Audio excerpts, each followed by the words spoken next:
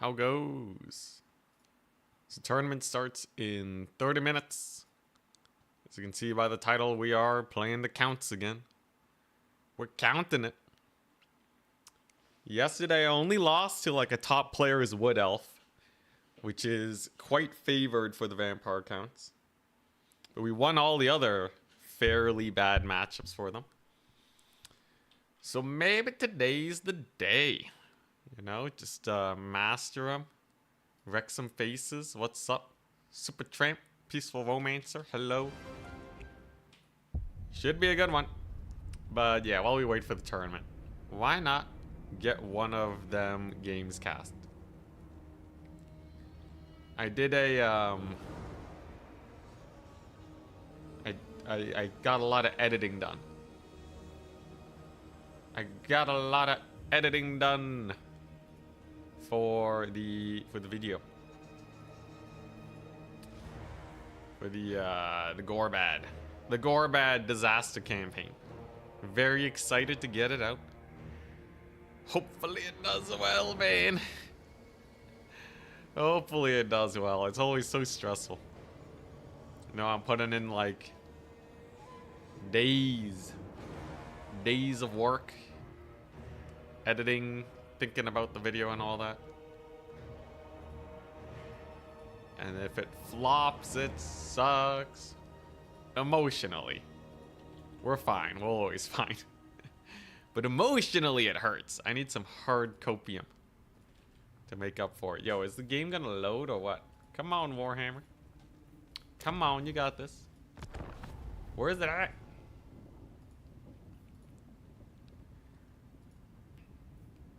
Should be here. Hey, what's up? We got Twitch online. What's up, Ted's Teal? We're just trying to figure out why this thing ain't working.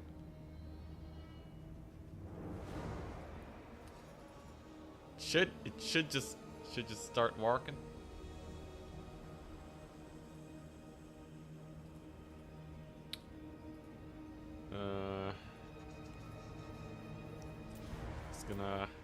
It's gonna work. Be real awkward. Good luck on your games, thank you. Be real awkward if stream didn't work today. Come on, Warhammer. Maybe if I reboot it. Let's give it a shot.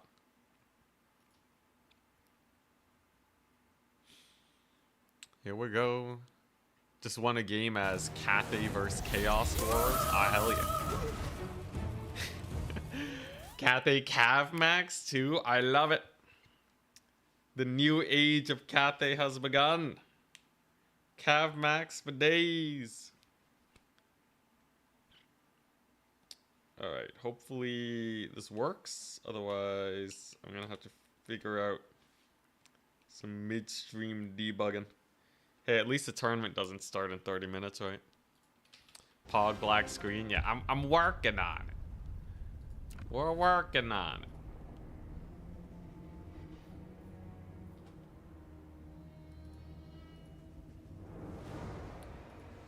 Okay, so that works.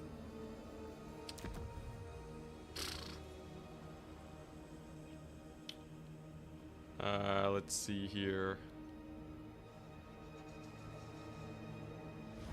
Do I need like a window capture? The mouse is there for window capture. What is going on, man? Okay, actually though, what's oh! It works! Huzzah!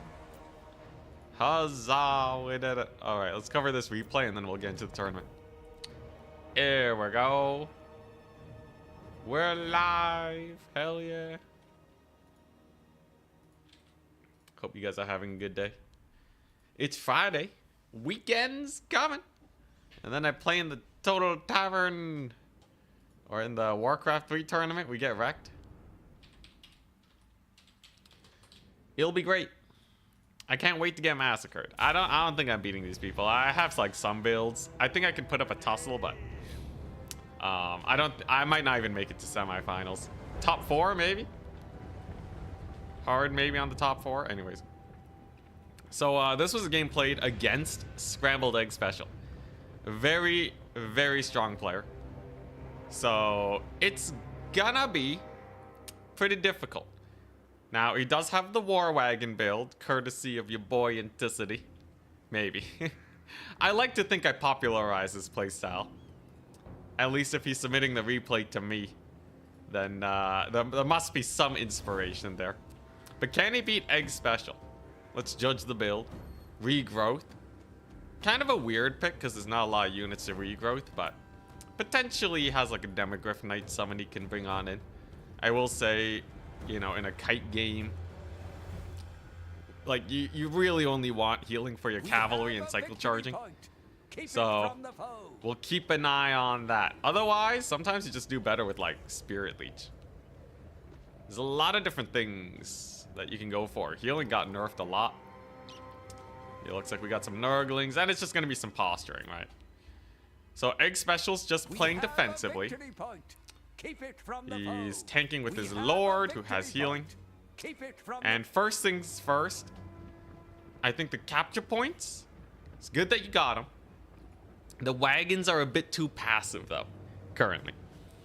The problem is that you are on a timer when you're up against Nurgle. You have a limited number of minutes in the game if they triple cap you. And they don't really have a lot of tools to kill your wagons. So you probably should have been way more aggressive here shooting these guys instead of the Lord, who's going to heal anyways. And it takes almost 3 minutes to start shooting the toads. He does get there eventually, though, after capturing the points, which is, you know, it's fine. Just a minor optimization to look out for. Pretty good damage. I will say Beast of Nurgle is a high priority target. 6,300 HP. Very close to the wagon, so they won't miss. Yeah, there you go. There's the right click, and also very expensive. Although it does heal. Oh, okay, you know, Egg Special good enough to just pull it away. Though I will say that's some pretty good value. Yeah, it's replay casting. Tournament starts at 23 minutes. But anyways, it's pretty good damage. And now we're seeing the big frontline fight. Now, leaving the infantry to stand is not really the best strategy here, right? So you're either going to fight for the points or you avoid bad engagements. So take a look at this, right? Marauders of Nurgle will do well into Spearmen. Well enough anyways, slowly up trading. He's not fighting for the points. So why are these guys not retreating? Why did they not just pull away? Okay, maybe it's for the Demogryph Knights to cycle charge there. Sure, that's fine. How about these guys? They should probably pull back. Unless you want to save the point, in which case they should pull forwards and get themselves a nice barricade there. Just some minor things. Retreating where you are weak is always very important. Although he does still have a defender's advantage taking it on this side of the map, so it's not too bad. Oriel Altdorf Gurfights are in. Healing will be great on them. Way too passive though, right? This is 2,000 gold that you are essentially not using currently. Yeah, he gets the Demogryph Knight Halberds charging over here. They're doing fine, right? But like, look at the unspent resources. That's 2,000 here almost. 1,000 in the bank. That's definitely a minor optimization that you might not pay attention to. That can absolutely screw you over in the game. Imagine if you had a Hellstorm rocket battery just shooting right now, right? He could totally afford to just have that. Imagine if you had a whole nother 2 units of Demogryphs charging on it. You could have like 3 great swords fighting the infantry here. The options are endless, but he's just focusing on the micro. You know, you don't want to misplay your wagons or anything, but definitely not the most optimal engagements ever. These things, generally, they won't lose you a lot of games on ladder. But against someone like Egg Special, you gotta min-max here. Gotta min-max. Ah, the cavalry's still not moving, man. This is the juice. Send them on the Rot Knights or something, man. Okay, I guess maybe, you know, credit, like, benefit of the doubt.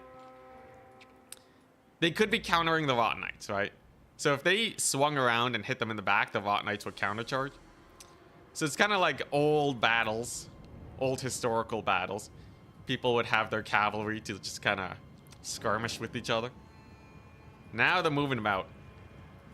And you know what? I guess with the Rot Knights not really too active, it's not the end of the world. Good cav charge to defend the flanks. That's a really nice way to use your cavalry without taking damage on them. Wagons are still shooting. And it seems like, you know, the battle's going not that bad. Good net on the Rot Knights too. I will say, a little bit too aggressive though, right? So it saves his cavalry, but why net the Rot Knights there? Your spears are already routed. You're probably going to want to disengage with the Demogryph Knights. By netting them there instead of letting them get a bit closer before you net, you don't actually get to pounce on them. The net was completely ineffective aside from stopping a potential charge on the Demogryph Knights. But you could have gotten so much more. These abilities are high priority, by the way. A lot of these abilities, like Marcus's net, can get you thousands of gold worth of value. So it's not so important to use them. It's much more important to use them maximally effective, because the difference is 0 value to like thousands of gold, right? Absolutely game-changing numbers. While infantry, you micro them perfectly, they're gonna pay for themselves about the same. Hey, Bubba's Big Blast, thank you for the prime stuff. Anyways, good wagon control though. Wagon's still alive. He is triple capped, so time is a bit of the essence. Rancid Visitations, overcast on Marcus to get him sniped. Very nice play. And you are noticing, it's a little sus for the Empire capture-wise, right? You can see because he left his infantry in the fight, they're all routing. And like, what did they do, right? The wagons are already self-sufficient. There's no archers in the back line. The infantry didn't hold for the cavalry to cycle charge. So why did you send them in melee? Why did you send them in melee, right? You gotta have a big sit down, think about that. I think it's far too easy to just be like, well, you know, I'm just sending them into the fight. It's a game about fighting. No, this is a tactics game, strategy and whatnot.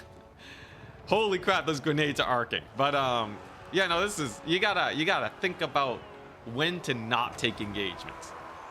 Always be asking yourself, when should I choose not to fight? Because now without the spears, now the Rot Knights are having the time of their lives, man. They're having the time of their lives. They're crushing the Altdorf Griffites with their anti-large. And yeah, the wagons are safe. You can see the wagons are fine with or without the spears, right? So it's the cavalry. It's cavalry that needs them a lot more. Anyways, Nurgle using Battle Trolls to screen for the Lord. Smart choice, because they also regenerate. And yeah, Empire is kind of starting to lose their lead that they got from the wagons. Good pickings on that Chaos Sorcerer Lord. Marcus is still alive too. Honestly, I don't know how I feel about the grenade launchers. They never really do well. I think people are still in love with the old school grenade launchers of yore that would do so much damage. The grenade launchers are kind of jumping now. Yeah, it's a little rough. You'll also notice a Beast of Nurgle. Can't tell if it got resummoned or if it survived. I believe this one might have survived the early game. I kind of lost track. For regenerating units, just remember that you gotta finish them off. Don't know if it applies to this game, but if you're gonna target them, you better kill them. Otherwise, the regeneration will get them loads of value. Marcus might have been better shooting at the Rotting Knights instead. But, you know, overall, build's fine. I just think, you know, just gotta control the infantry a little bit better. Use your cavalry a little bit more aggressively and make sure to spend your money. I'll also say the healing on the Jade Wizard, it was fine, honestly. For a Demogryph build, it's great. But yeah, look at the poor Outrider grenade launchers, man. So they got 200 value. This is like, what, an 800 gold unit? And then they get shut down by Furies. What in the what, man? Dude, these skirmish caps suck. Okay, oh, okay, good net, though. Can they do anything, though? Like, that one Fury, it's not even dead. Like, shut down this unit for ages. Honestly, not a big fan of these guys. If you are going to run them, they need an escort of cavalry to countercharge Furies. Because the moment you're running away from something, they're not getting their value. And on a unit that's so slow at getting value, you want to uptrade as much as possible. I will say, too, these cav units, getting a little bit mucked up here is not the best situation for them. Although I guess they're fighting the Rotting Riders, but usually you want them roaming around, right? Your cavalry needs support. They'll never really do too well in a full surround here. And yeah, Empire is pretty donezo now, right? Nurgle is caught up. Still though, fairly good game. I think this is totally winnable as long as you get those optimizations in. Kanan also very late. I'm surprised that you had a Kanan. So here's what I changed, knowing the composition now. So he took the fight over here, and the trading was very close for Nurgle, right? If you're going to give up the points, you might as well give them up entirely. So look at the difference. The difference between Nurgle having to travel this far and this much is about this much, right? So Nurgle has to travel, you know, like 200 extra meters. The difference between Nurgle going to your backfield and you going here is gonna be like this much, right? Nurgle has to travel the entire map. If you're going to give up the points, you can give up all the points, summon the cannon, play hyper defensively, and just wipe out their army. Because honestly, even with the plays, even with how the plays were going with the Cav and all that, it was still really close. It was still really close. I think you totally could have won this. For sure, for sure. Yes, we use meters here, all right. It's fine, you can eyeball it. But yeah.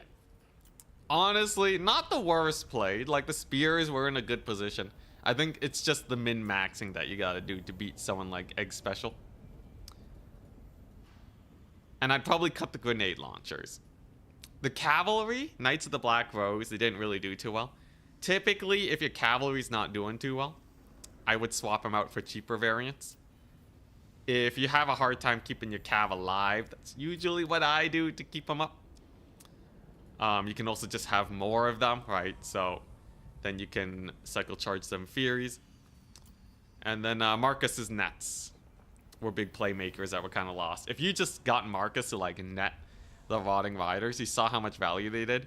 One net and a double Demogryph Knight surround, and it's over, man. Oh, he did have two beasts. Anyways, you kill these guys, it's over. Look at his army without the Rotting Riders compared to your army, right? Like, the standard army is like, what? He has 3 Nurglings, 4 Marauders, 2 Beasts, and a Toad. He has a bunch of garbage infantry and 2 single entities that barely do damage that will just get stomped by your war wagons. And then you just have so many spears, you definitely outtrade this pretty tiny Marauder force, right? It'd be done for. Of course, you'd have to summon in the Demogryph Knights. He'd summon in more units, but overall, pretty cheap. Hopefully that's helpful, though. Hopefully that's helpful. And now we wait. Now we wait 12 minutes to get into the tournament. Here we go. It's time. Fated to fail. What's up? Black Rose do okay against Furies, but you're getting a, what, 1,250 gold unit to deal with a 650 gold unit. Not the most cost effective. You know, think about what your opponent can do with 600 gold everywhere else across the battlefield. This is why, like, Flesh Hounds are so good into vampire counts, because they're slightly more expensive than Crypt Ghouls, but they crush you. 5-minute lore throw time. I actually already covered that one. We covered it at the end of last stream. You can check that one out. Next one I gotta cover is Nurgle versus Bretonnian Charax.replay. You know what? Let's just cover that one while we wait. Why not?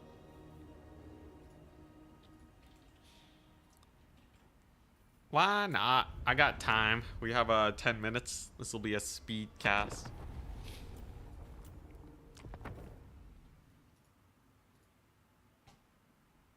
Wagons microing into the enemy. Actually, wagons don't really care about being in melee that much. Snickery Doodle versus Charax. Yo, Charax. Charax playing Bretonnia. Let's see this. Missed my 4 minutes of fame. Yo, it's sick though. Alright, Snickery. Let's take a look. Can't wait for the High Elf DLC so I can watch you play them. Dude. Along with their current kite builds, I'm so excited. So this replay was submitted by Snickerdoodle, where he's playing Nurgle against Petunia. Generally, Nurgle can have a pretty good time versus Petunia. Pestigores with the armor piercing are painful against cavalry. And he has Tarmogon, the Maggot Lord, along with Let's Judge's spells, a bunch of cheap spells with Children of Nurgle. This is actually pretty meta, because you spam that lore passive to heal your whole army. Not bad, although what is bad is being out of position.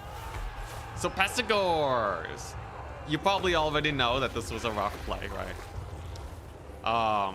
Vanguarding against a faction with cavalry, very spooky. Does get the Curse of the Leper. He disengages though. Yeah, you know, it's still a pretty bad trade. He loses like 300 golden for what? To capture the point, like a little bit sooner. You're trading 300 gold for like 36 tickets.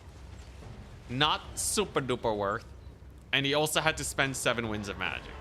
So I would say if you're playing as Nurgle, if you don't have mobility, just be a little bit careful about those fights. Pegasus Knights are in. Some good spell casting though, I must say. So he's casting the spells to weaken the Pegasus Knights. Miasma of Pestilence. Despite that, the second Pegasus Knight is doing quite a bit of work, but you can see even staying in combat for a little bit, they get melted, right? Glass cannons and all. So even though he does lose a Bile Troll, if his opponent loses Pegasus Knight, it's not too bad. Flesh of Stone probably not going to save them. And if they rout, the Pestigore slow is going to be sick. Oh, looks like they barely do not rout. Oh my gosh. Oh, they do. And the slow triggers. So they do die. All right. Dang, pretty good. How are the Bile Trolls doing? Bile Trolls will probably rally unless he chases them off with these guys. But overall, fairly good spell usage. I think the spell usage is amazing. Good catch over there. Tarmogon is beating up Lewin, and he already has a pretty nice advantage. Are you coming back to single player or not? I'm editing the Savior Disaster campaign right now. So as soon as I'm done posting that video, I will be posting more single player content. Yeah. It's just right now I don't have time to do all that and Warcraft 3 training, but I'll be back eventually. Just give it a second. Anyways, fighting continues. So, you know, he has a double cap, catches a damsel, gets a bit of damage. So what's a Petonian to do? He's trying to value trade by finding picks. So you just have to prevent that as much as possible. Plague Ogres without infantry support, pretty brutal, right? Definitely should have left them on the infantry when he has so many sniping tools like this. He gets a good surround, but so much damage routing them off is brutal. He also kills a Chaos Sorcerer because they're overextended. Honestly, the question is like, why not just blob harder, right? It's not like Petunia has a lot of crazy magic they can use to break a blob. They just have healing and Flesh of Stone. By making plays like this, you're just kind of asking to get picked apart. And that could potentially lose you the game here. You know, he's getting some pretty good surrounds, but definitely could be a little bit more optimal. Bile Trolls did rally, but yeah, look at that, see? Overextension with the Marauders over there. I see a unit of Pestigores. A little sus, right? Lewin could go over here and kill these guys. Another unit of Pestigores, like, why are they here? What are they defending, right? There's nothing to defend over here. You already have the capture point. Really, they're just getting into a position where they might die.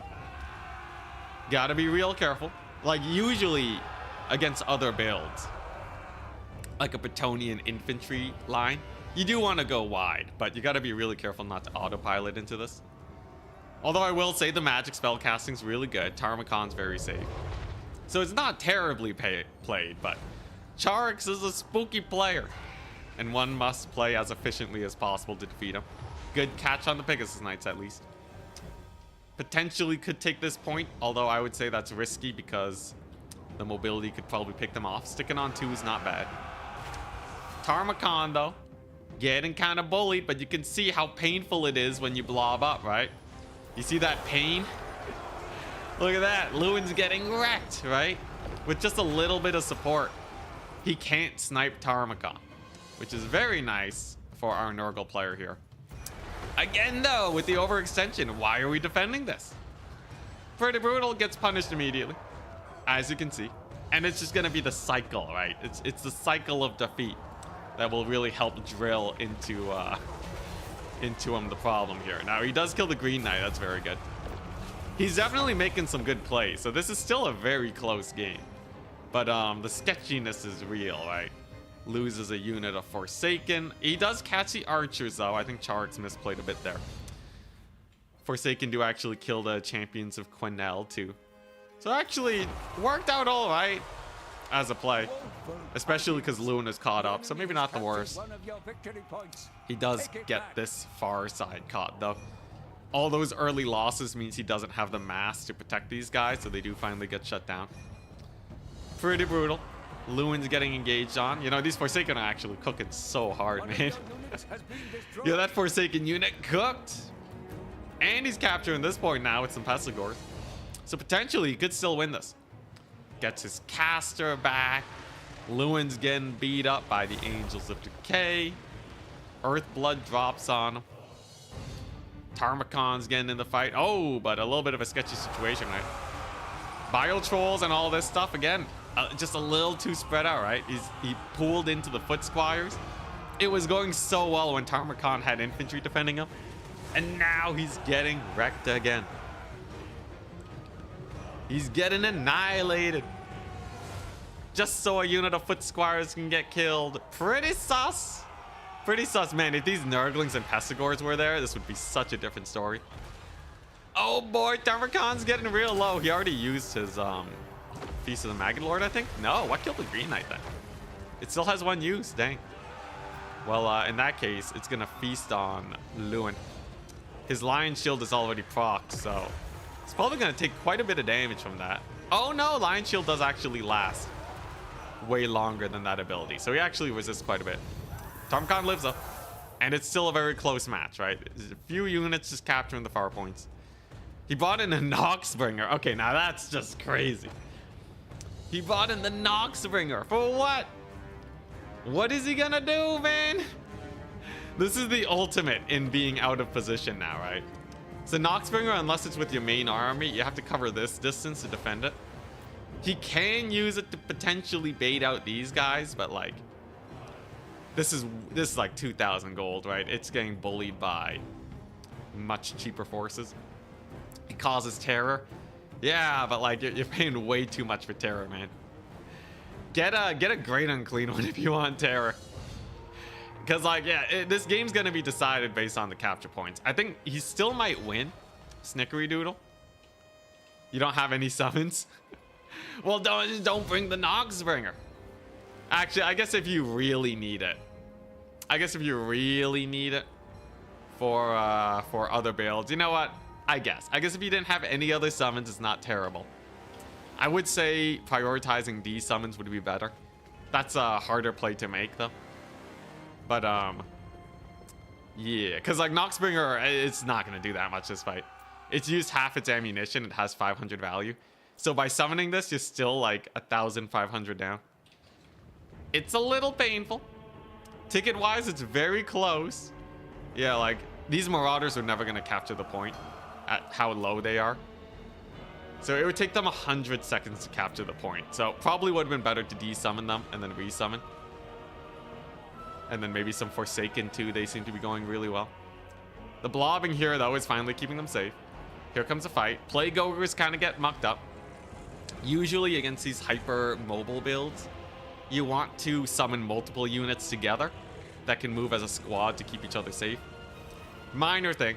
Could have saved the Plague Ogres, or at least traded a little bit better there. Noxbringer, yeah, not doing too well. And you gotta make a play, right? Quick math should tell you that you have to capture 2 points. So how will he go about it? There's a few ways. You can split your army if you think you're not gonna die. You can go here, capture the point, and then double back. And Bretonnia will be much slower to recapture because they have to swing around you. Or, potentially, he could just win some fights, right? Champions of Quesnel getting caught up in an oopsie-doopsie engagement. He just has Pegasus Knights here. Noxbringer's doing his best. A couple Plague Ogres, they gotta be desummoned or brought into the fight. Oh boy, come on, man. You gotta capture this point, man. Time is of the essence. I'm all about trading, but now it's getting a little sus, right? Maybe, oh no, oh, the indecisiveness too? Oh boy. Yeah, this is pretty bad, right? So, 1 unit of infantry take 20 seconds to capture a point. That's 40 tickets for his opponent, which will make things very sus indeed. These guys can be stalled by a single unit of cavalry. Like if a mounted yeoman shows up, it'll take them 100 seconds to capture. So you really need that capture point. Honestly, I don't think Batonia could have even taken this point very quickly. I think he totally could have just done like a one and done, one and back, and keep his forces together if he's worried about his lord dying. But now it's looking pretty rough, right? Yeah, look at that. Marauders are gonna get shut down now. It's always very risky to only have the 1 unit of infantry. We're looking at 2.8 capture weight versus about 5. And it's gonna take like another 50 seconds maybe. I guess 25 because it's already half cap, but that's probably not enough time. Good catcher on the cavalry though. It's not too bad. I was panicking. It happens, it happens. I don't want to judge you. I don't want to judge you. I just want to try and point out all the plays you can make. It happens, it happens. Sorry if I'm being too harsh. But honestly, not too bad. He does still get the second point. He does get a capture. And there's not that many units. Now, if he barely doesn't capture this, that would be the biggest tragedy of all time. But it looks like it barely will get taken. Good God, that's disgusting. The biggest tragedy of all time has just dropped. He slowed the infantry instead of the yeomen. No. Well, how do you do? He probably would have been able to recapture the point anyways because he just had some Pestigors here. I think what you really should have done is to close out the game. This was a very close one. All forces here. Take a big fight. He might down trade. And his cavalry are too slow to steal the points. I think that's probably what you needed to do. It was going to be really close. He's trying to steal a point. It's a little bit too little too late, I think. But a very close match indeed. There's no way he wins this, right? Oh my God. Wait, no, he does actually get the point. Holy crap. He does actually get the point. It's not enough though. Dude, this was a crazy match. This was a bonkers match, man. You almost took him out. You almost beat him too. You do like 1 fewer misplay, you crush him, man. Holy crap. Dude, honestly, the magic control was great. That point retake was sick. You were just the tiniest bit, man. I hope that's helpful though. Honestly, just stick in a blob. Make sure to desummon your units against a non-infantry based army, so that you're not stuck bringing in the Noxbringer, and you can get more Pestigors. They'll get you a lot more value. You can see this pays for itself by its price. This one did not, even though I got to fight for quite some time. Furies are a really good way to spend money, by the way. Much better than the Noxbringer. Just spamming Furies, having them die, resummoning them. That's a really nice way to spend your money. And then making sure that your ogres have some infantry to defend them, if they're going for a build like that. Otherwise, you're doing great. A very nice game. It's super close too. But now we go into the tournament. I'm up against Serika again. How many times do I have to play Serika round 1? What is this garbage, man? What is this garbage? So be it. So be it. So he's playing Wood Elves, obviously, right? He's playing Wood Elves. I gotta beat his Wood Elves now, otherwise we're probably out of the tournament. God, alright. The true test of might. There's a decent amount of signups. If I can get 3 wins, we might still qualify though, but it'll be close. Alright. So, Wood Elves. Wood Elves. My nemesis. You can play against Wood Elves for the millionth time, indeed. They are a pain in the butt, man. The big old pain in the butt. It's Cav Max and YOLO it. Nah, it'll die to the spears. A normal cav max. I had a lot of cavalry last time. It didn't work out. It's the infantry bogging you down and the Wild Rider countercharge. It just kind of ruins you. Be nice to see some kind of competition / cooperation between you and Legend. Competition in saving disaster battles / campaign using different styles. Cheese and lactose free. It would be really fun, I feel.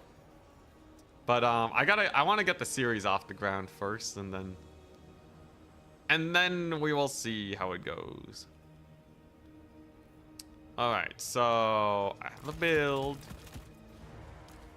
I don't think this is impossible for Vampire accounts, but it does require me to run the correct build. I need to make sure that I don't get surprised and murdered here. I gotta catch him off guard. Like, I need a mildly counter build, essentially, at least. If I can get that, then it's not the end of the world. Alright, here we go. Yeah, let's just do this. Standard fare, nothing crazy going on. So, that's looking pretty good. Definitely want one of these.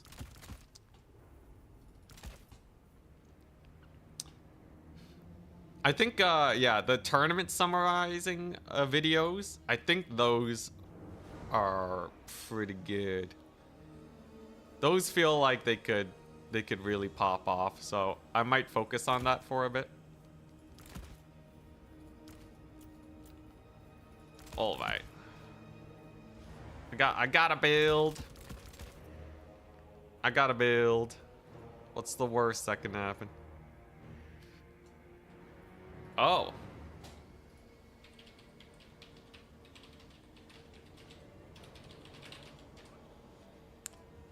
Map bans. Let's ban Bluff. Alright, so it's either Skjaldnir's Cave or Grove of Slaughter. Alright. Sure, sure.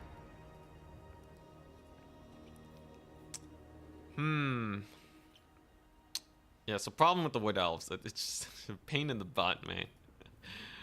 Wood Elves are so fast compared to Vampire accounts. They're so fast.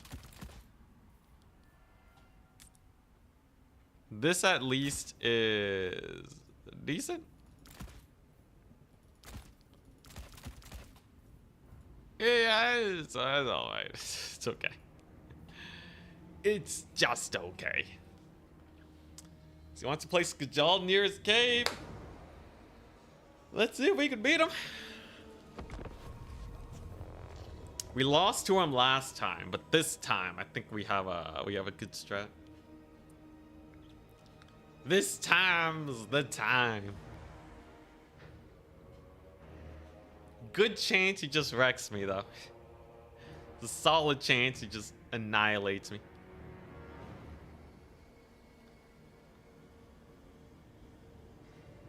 How's the counting the Vampire Masters going? We just started. We just started.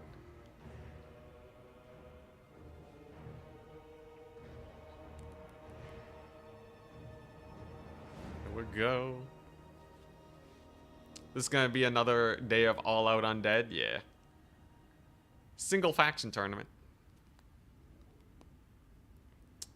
Oh, he's still making his build. So he doesn't have a pre-build. That's good. What's he gonna do, though?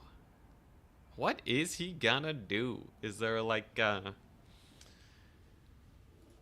is there a weirdo build he's gonna go? I don't think Serica goes for weirdo builds. I think they like to play pretty standard, and they like infantry heavy styles.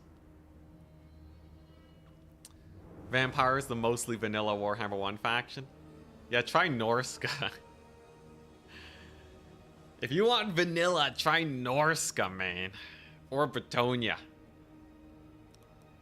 At least Vampire accounts have some variety with their crazy cool single entities.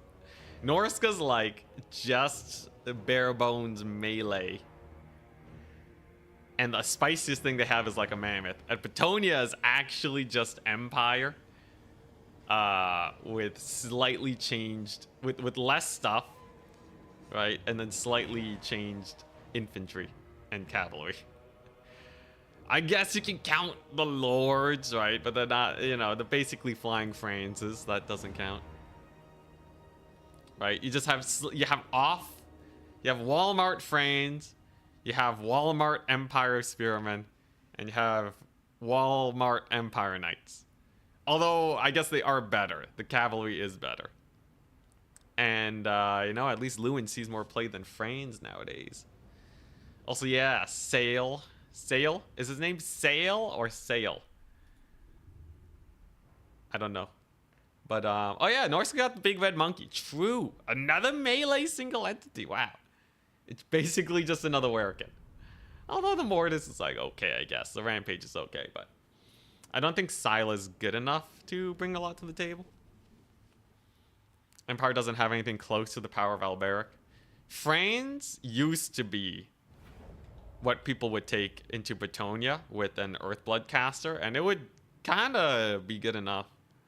Though I will say, I'm pretty sure that was Bretonnia favored. All zombie build with Helm and Gorst. Ah, yeah.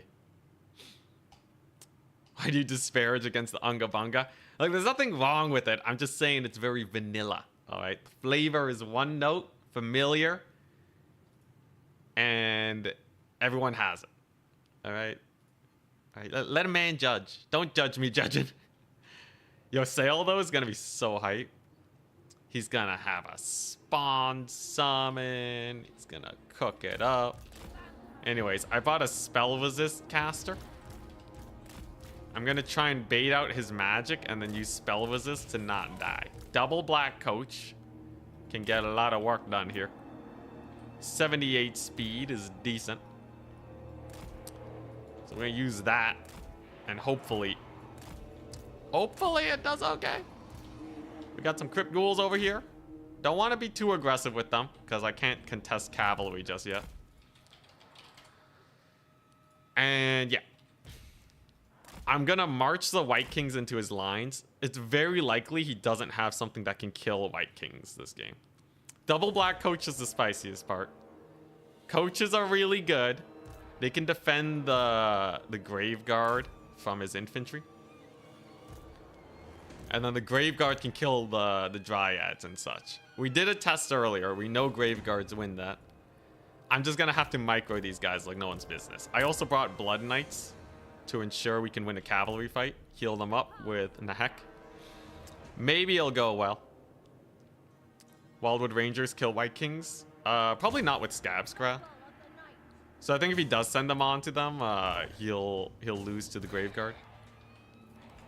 Let's take a look.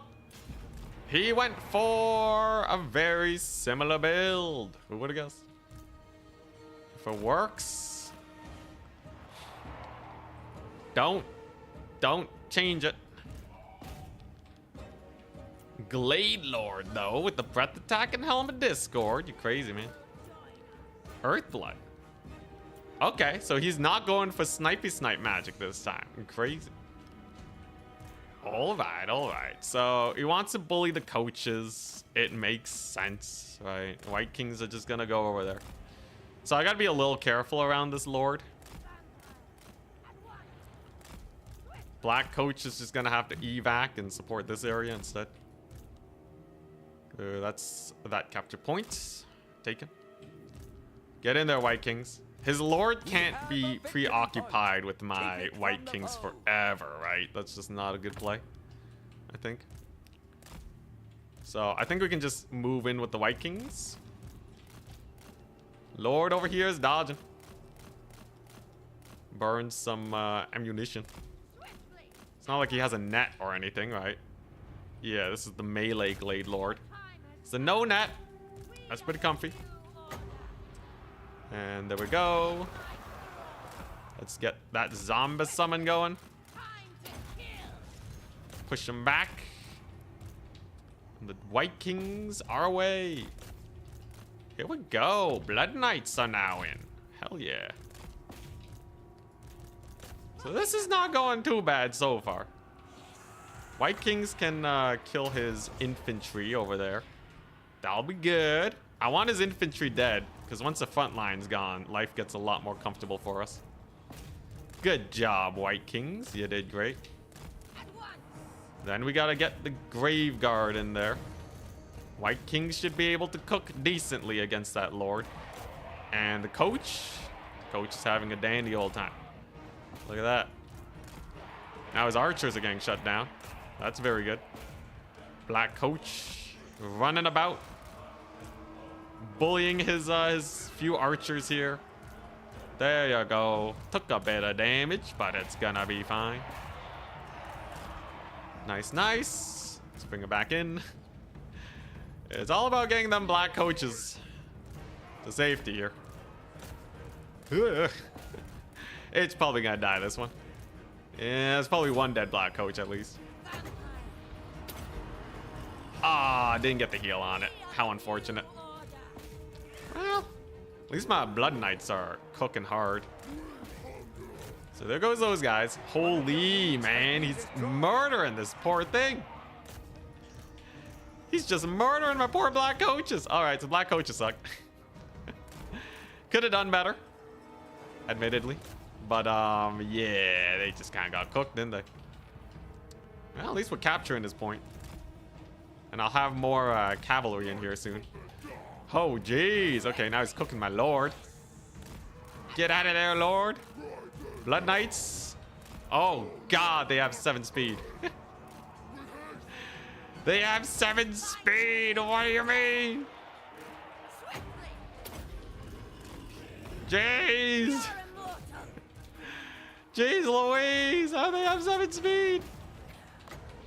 Yeah, he cooked them. He cooked them real hard. It's the Wraiths of the Frozen Heart. Jeez, man. Well, that's pretty painful. At least I outnumber him in cavalry, and I do have, you know, the Blood Knights. They got out. They're at least alive. The White Kings are pretty good versus Lord. That's pretty joke. So they'll be kept busy at least for a little bit. Swinging these boys. Holy crap, the Blood Knights suck. They sucked real bad. How are the White Kings doing? Not bad, though. At least White Kings are just OP or something. They are refusing to die. There you go. All right. You got a little bit of a kill over there. Can I save the Blood Knights with another Nahek? He does have some Wild Riders in there. I'm going to be able to stop him from capturing the point. So that part's pretty nice. But, yeah, we have some archers here that need dying. At least they're almost all dead. He doesn't have anything to stop Fellbats either. They should have a pretty good time. So we're just gonna evac from that situation. Gonna bring in the Crypt Ghouls, and maybe he captures this point. But I believe that's the only thing he will be able to get. Because he's about to lose his infantry. Maybe. Big old rear charge over here should do well. I'm gonna send some Fellbats on these Wild Riders, and maybe we can take them out. Good cav charge over there. So I'll let him take the point for the sake of a better engagement here. Here we go. So I heard a zombie summon can do really well against these Wild Riders. We're gonna try that out. There we go. And then really bog them down. I think without Wild Riders, he's gonna be pretty cooked, right? It's gonna be pretty cooked. Over here, Graveguard are cooking really hard. There's a zombie summon doing wonders. You know what? This ain't going as bad as I thought it would. Look at that. Okay, cavalry won the fight over there. Nice. Zombie summon doing amazing versus Wild Riders. Looks like we finally have our counter on that front. And his archers are still shut down. That's the most important part.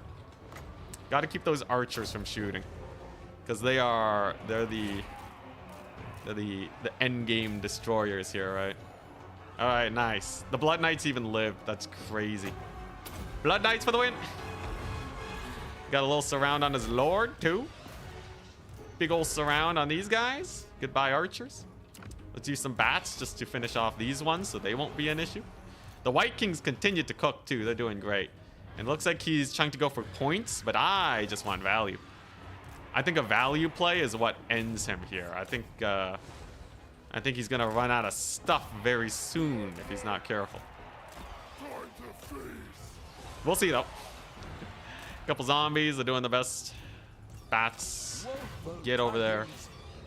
So I'll be able to take 1 point. He's gonna desummon. That's fine. Can I kill his lord? With the calves around, maybe. Zombies on his wild riders is fine for me. There we go. Nice. There's the capture point. All right. And zombies can slowly make their way there. They don't want to fight the dryads, but they got to keep the dryads busy. If I can just kill his lord, we'll be good. Lamian Lord is hype. There you go. She's getting work done. And the White Kings have killed these guys. Nice. Felbats are doing great. He's running out of units. That's all I care about, man. That's the only thing we care about here. He runs out of units, it's over. Doesn't have his lord anymore. They're gone, man.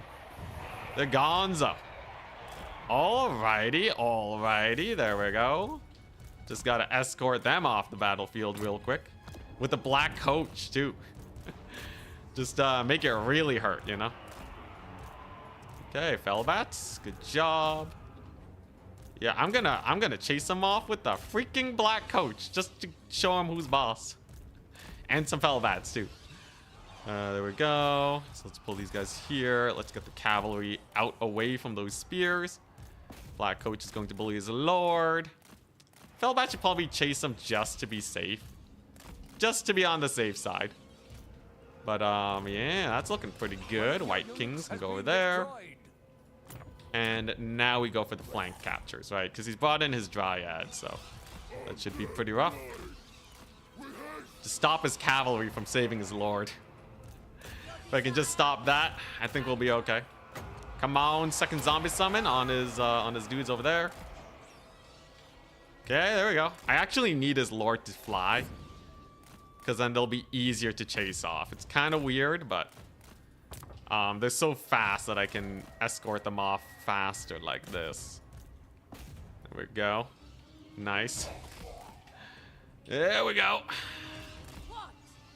His cavalry's dying. Come on. Come on, Lord Loss penalty. Give it to me. And just like that, they are gone. Lord is gone. Hell yeah. It's gonna hurt his leadership a lot. Double White Kings are in here. Now all we must do is capture some points. That's all we must do. Lamian Lord getting in there. White Kings getting in there. Looks like this fight's going great. We caught out his units over there on the far side. White Kings are cooking. He's about to lose his caster. That's huge. Let's see. He's probably gonna hold that far point, so I'm just gonna avoid it for now and just secure this one. You know. I feel like this is all I really need. Everything else is super gone here. He just lost like all his whole cavalry corps. He is kind of taking that side flank though. I don't like that. I don't really like that. You know, I might be able to take this point here, but a triple cap? I don't know, man. I don't know about a triple cap. Oh, jeez. I wasn't expecting him to retake that one so quickly. That's bad. That's really bad. No, not like this. Come on. I still have a decent amount of time. I can summon some zombies here. I just have to hope that he doesn't have too many cav units that he can bring on in.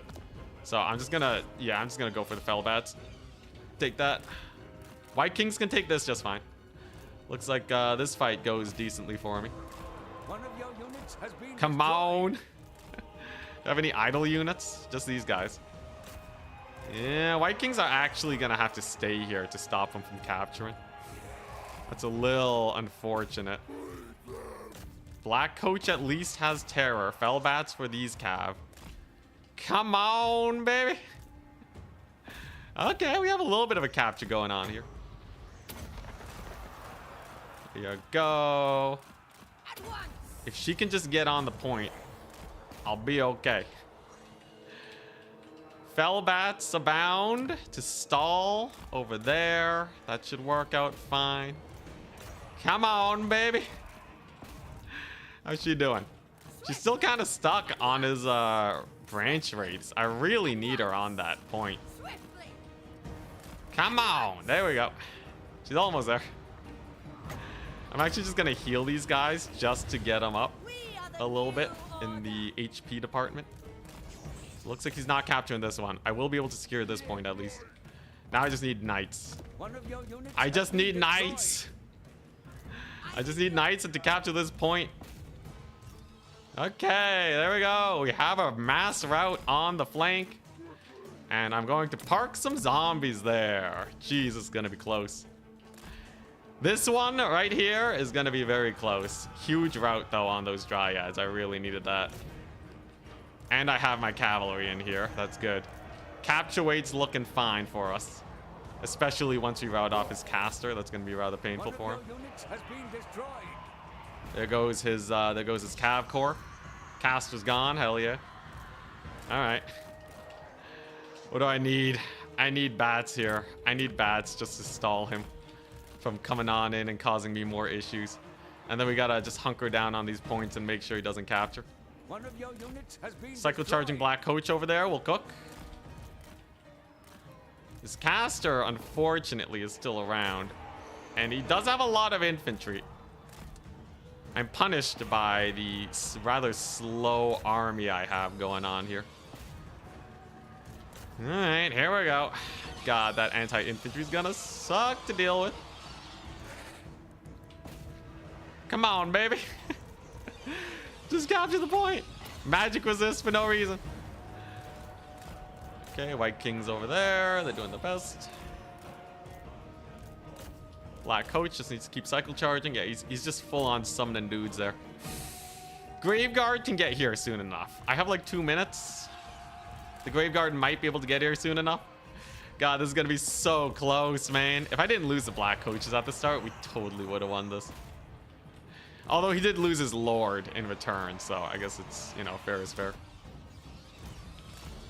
Come on, Fellbats. Just kill him. God, I hate Dryads so much, man. I hate Dryads so much. Even with the Lord loss? You're kidding me. This is definitely GG, by the way. There's no way I can contest all these points at the same time. Very close game, this one, at least. I'm happy enough with how it went, considering this is like one of the worst matchups for Vampire accounts on the entire roster. I'll play it out till the end. Might as well. Black Coach is still cooking. But yeah, I'm all out of infantry. We're all out of infantry. All sorts out of infantry. The one War Dancer cleaned up. Dang. And now he gets to make use of his crazy Vanguard shenanigans. Brutal. My fangs grow sharp. Can I draw these guys away, maybe? One of your units has been destroyed. There's no way I kill the War Dancers, though. Yeah. GG. You have been bested. GG, well played. God. That's a tough one, man. That's a tough one. Yeah, no, Dryads are the best chaff clear in the game right now. Dryads are really good chaff clear. Not even the Black Coaches are amazing against them. Honestly, Black Coaches, one of them did fine. I did have to resummon it. So I think as a reserve unit, they're much better. Why is this game mode preferred to the classic multiplayers we had earlier? It's mostly because adminning tournaments is way easier for this. Old game mode needed a rule set that a single tournament manager had to deal with. And that sucked, man, for the tournament managers. So most of them went for domination.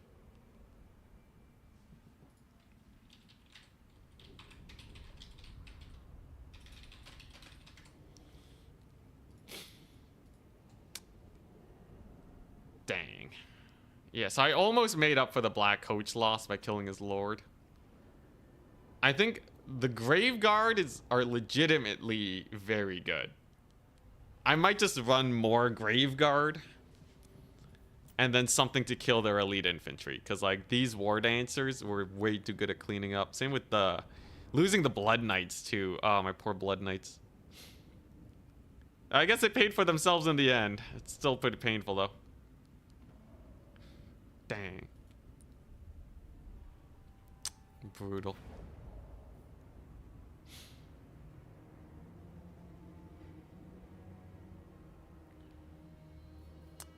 Just seems so much less strategic than land battle.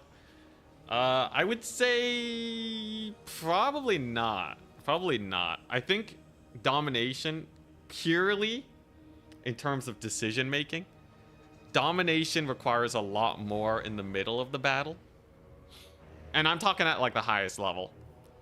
But like land battle, what you need to do is really clear. Trade up. All right, just trade up. Use your magic, maximize the value. Now, there's nothing wrong with that. I'm just saying it as it is. Yeah, land battle, it's like, you know, once you have your army, you're set. Building the army for domination is a bit less strategic because you mostly just have your, you can play it really safe with all the units you can bring. So I would say land battle is more strategic in the building phase. Domination is more strategic in the battle phase. Because I see people making misplays in domination all the time.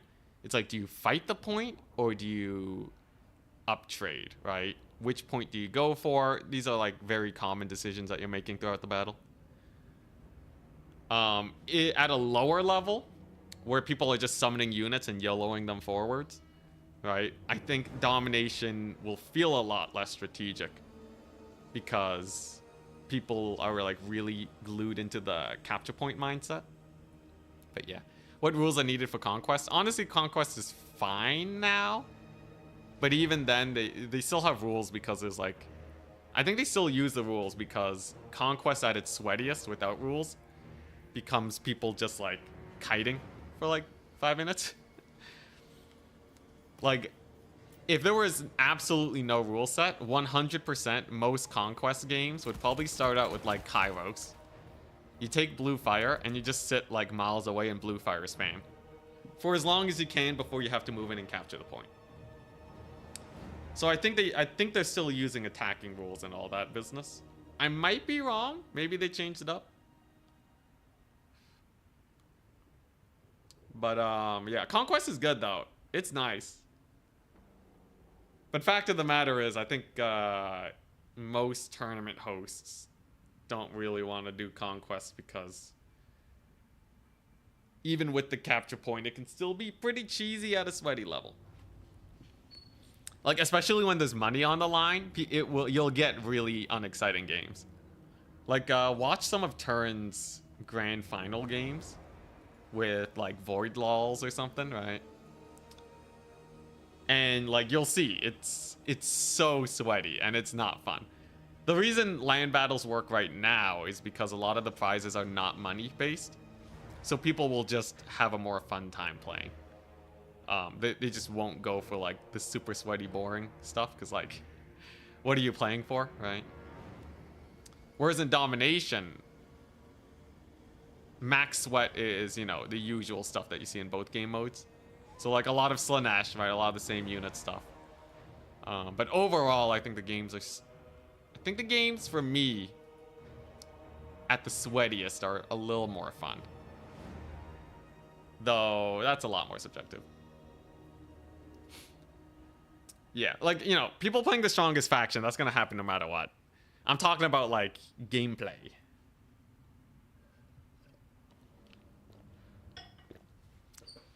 This happens in Pokemon sometimes, where the best possible action is to just sit and do nothing, waiting for your opponent to make a mistake, and that's so boring. Yeah, exactly, right? Exactly that. Yeah, that kind of like super idle playstyle. It doesn't happen all the time, and it's not like there isn't a lot of stuff to do as a player.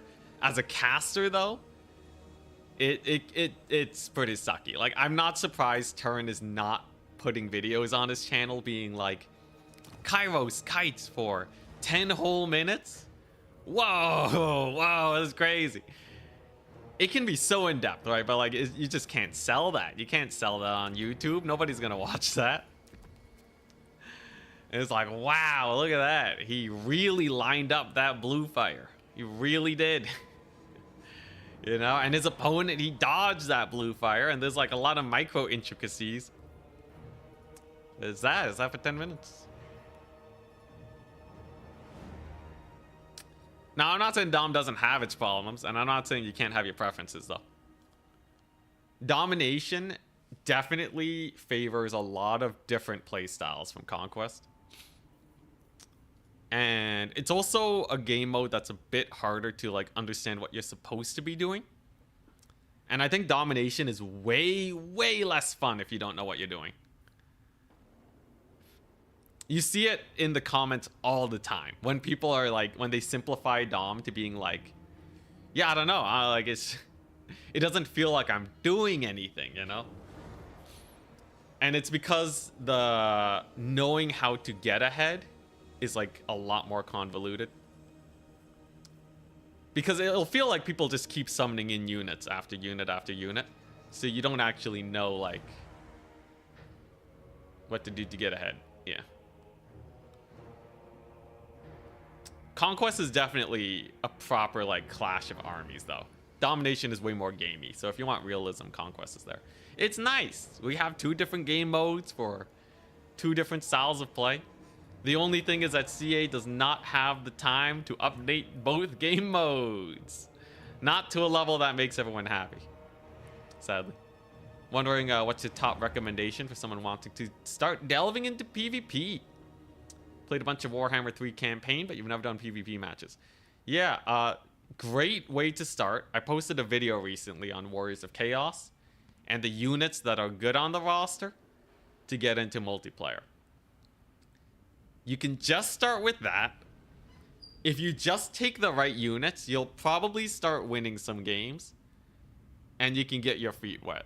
Would highly recommend checking out that video. If you don't want to play Warriors of Chaos, you can play Khorne. But like the biggest thing is, you know, just follow a few rules of thumb. Take good units. Only take 1 to 2 spells. And don't take too many abilities unless you really know how they're going to impact your value. This is just like the bare bones basics to make sure that your armies don't suck.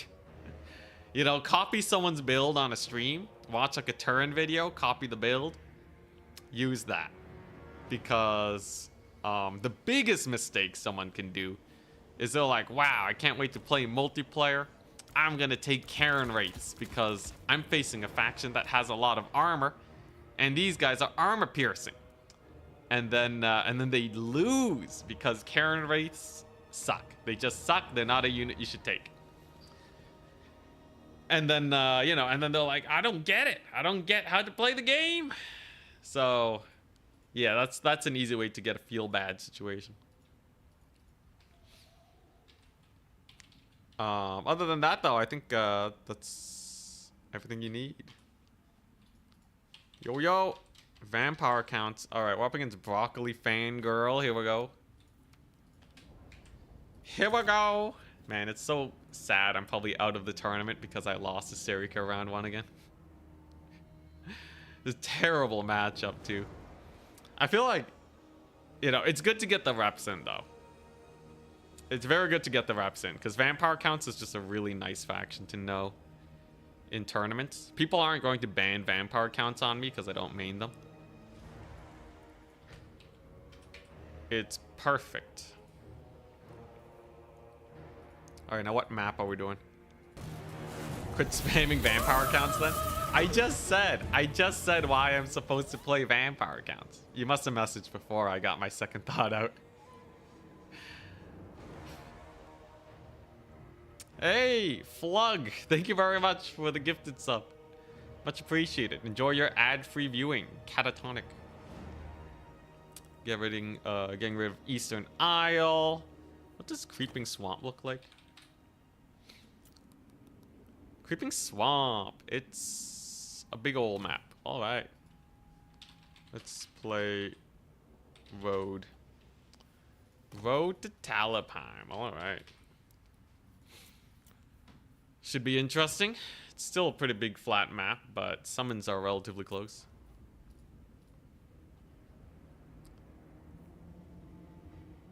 This is a tournament, yeah. We already lost one to Wood Elves, but Wood Elves is a really bad matchup.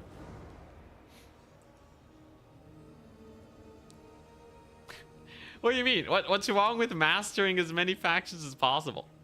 How is that not a good reason, man? I can win hundreds of dollars in a turn grand finals by learning vampire accounts.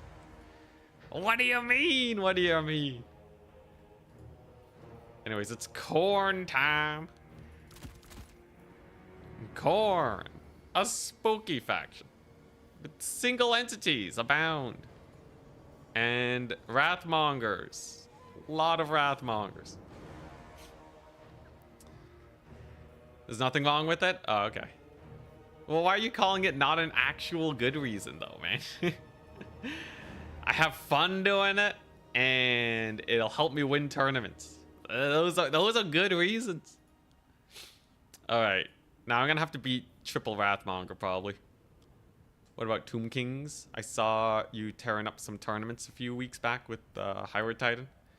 I feel like I already know how to play Tomb Kings, though. So I'm going to save them for a bit later. Bad way of phrasing it? Oh, alright, not a native English speaker. Yeah, it's usually when you phrase it like that, it's like... It implies that it's a bad reason instead of like something neutral. Anyways. I got some strats.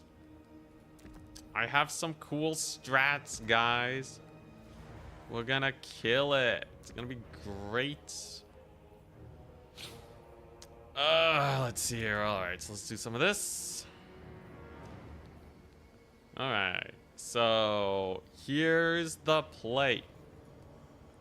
I have to deal with annoying single entities. He's gonna have some crazy single entities I have to fight. It's not impossible to kill them. Though, difficult, it most definitely will be.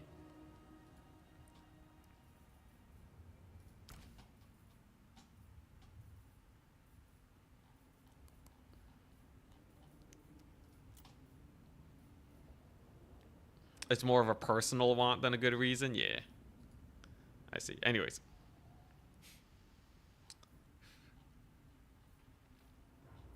Yeah, I think vampire accounts will up my chances of winning a lot. I think vampire accounts is like... They're one of those factions where if you play well, you can probably counterpick most of other people's factions and win. In the grand finals... previously, I was a bit afraid to take counts because people have more practice playing against them. And that would have been bad. I probably would have lost, so. Yeah. Alright, let's see how this goes. I have to be really worried about flesh hounds. Flesh hounds are a big pain here. But I think I got a decent army. I'm gonna change my army slightly. Now I got a more decent army. Yo, vampire accounts have the second best win rate, man. They got the second best win rate in the game right now. Assuming if I can only lose, if I can get my vampire accounts to the point where I only lose to like the hard counter factions, I'm set, man. I'm set because they hard counter so much. They hard counter everybody. If you play well.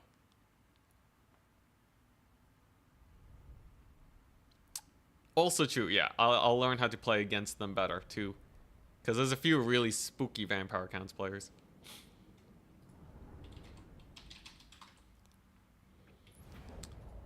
So let's see.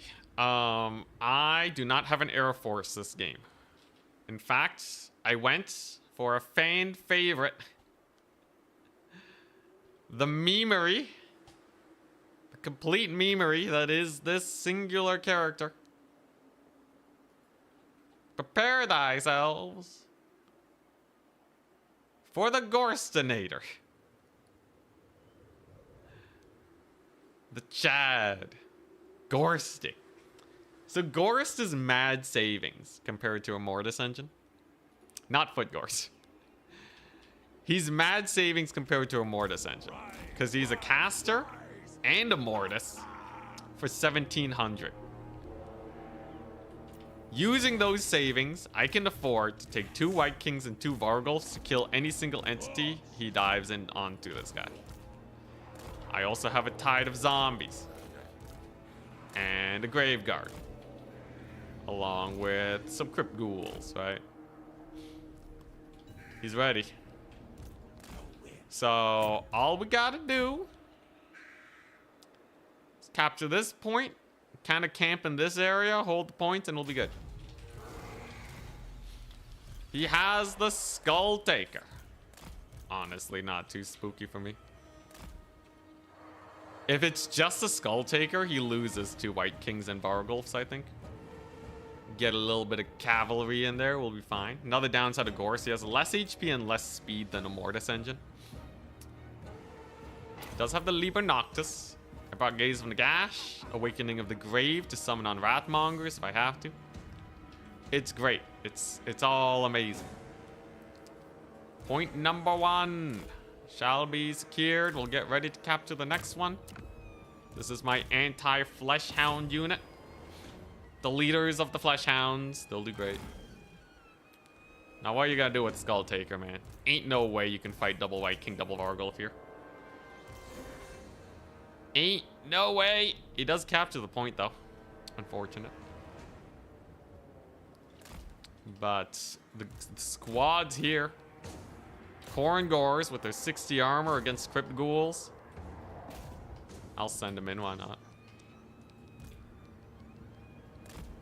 Neither of us are going for this point. I think this is going to come down to a trading fest. I am slightly up in tickets. So I think it's fine. I'll give this to him. I don't care. I'll give it to him. Okay. I would summon a Crypt Ghoul. I do have Cav nearby, so I can probably take the point. Ain't nothing wrong with that. Gorst is coming on in hot. Those are the Slaughter Guard. He brought the Slaughter Guard. Holy crap. Okay. Let's bog him down the zombies then. And give up this point because he has some Minotaurs. Some Minos in here. Alright, so we'll just back on up over there. Some Chaos Warriors. Yeah, you got a pretty nice catch. Bloody Onslaught on the Cav. Okay. So the cavalry just have to run away. When you debuff that hard, you should just run for your life. Oh, alright, alright. It's a big play then. He's trying to kill me. Interesting. Well, let's heal up. As you say. He doesn't have any healing. Right, so as long as I don't lose all my single entities here, we should be fine. He's taking a beating from the double Vargulf. That part is hurting him quite a bit.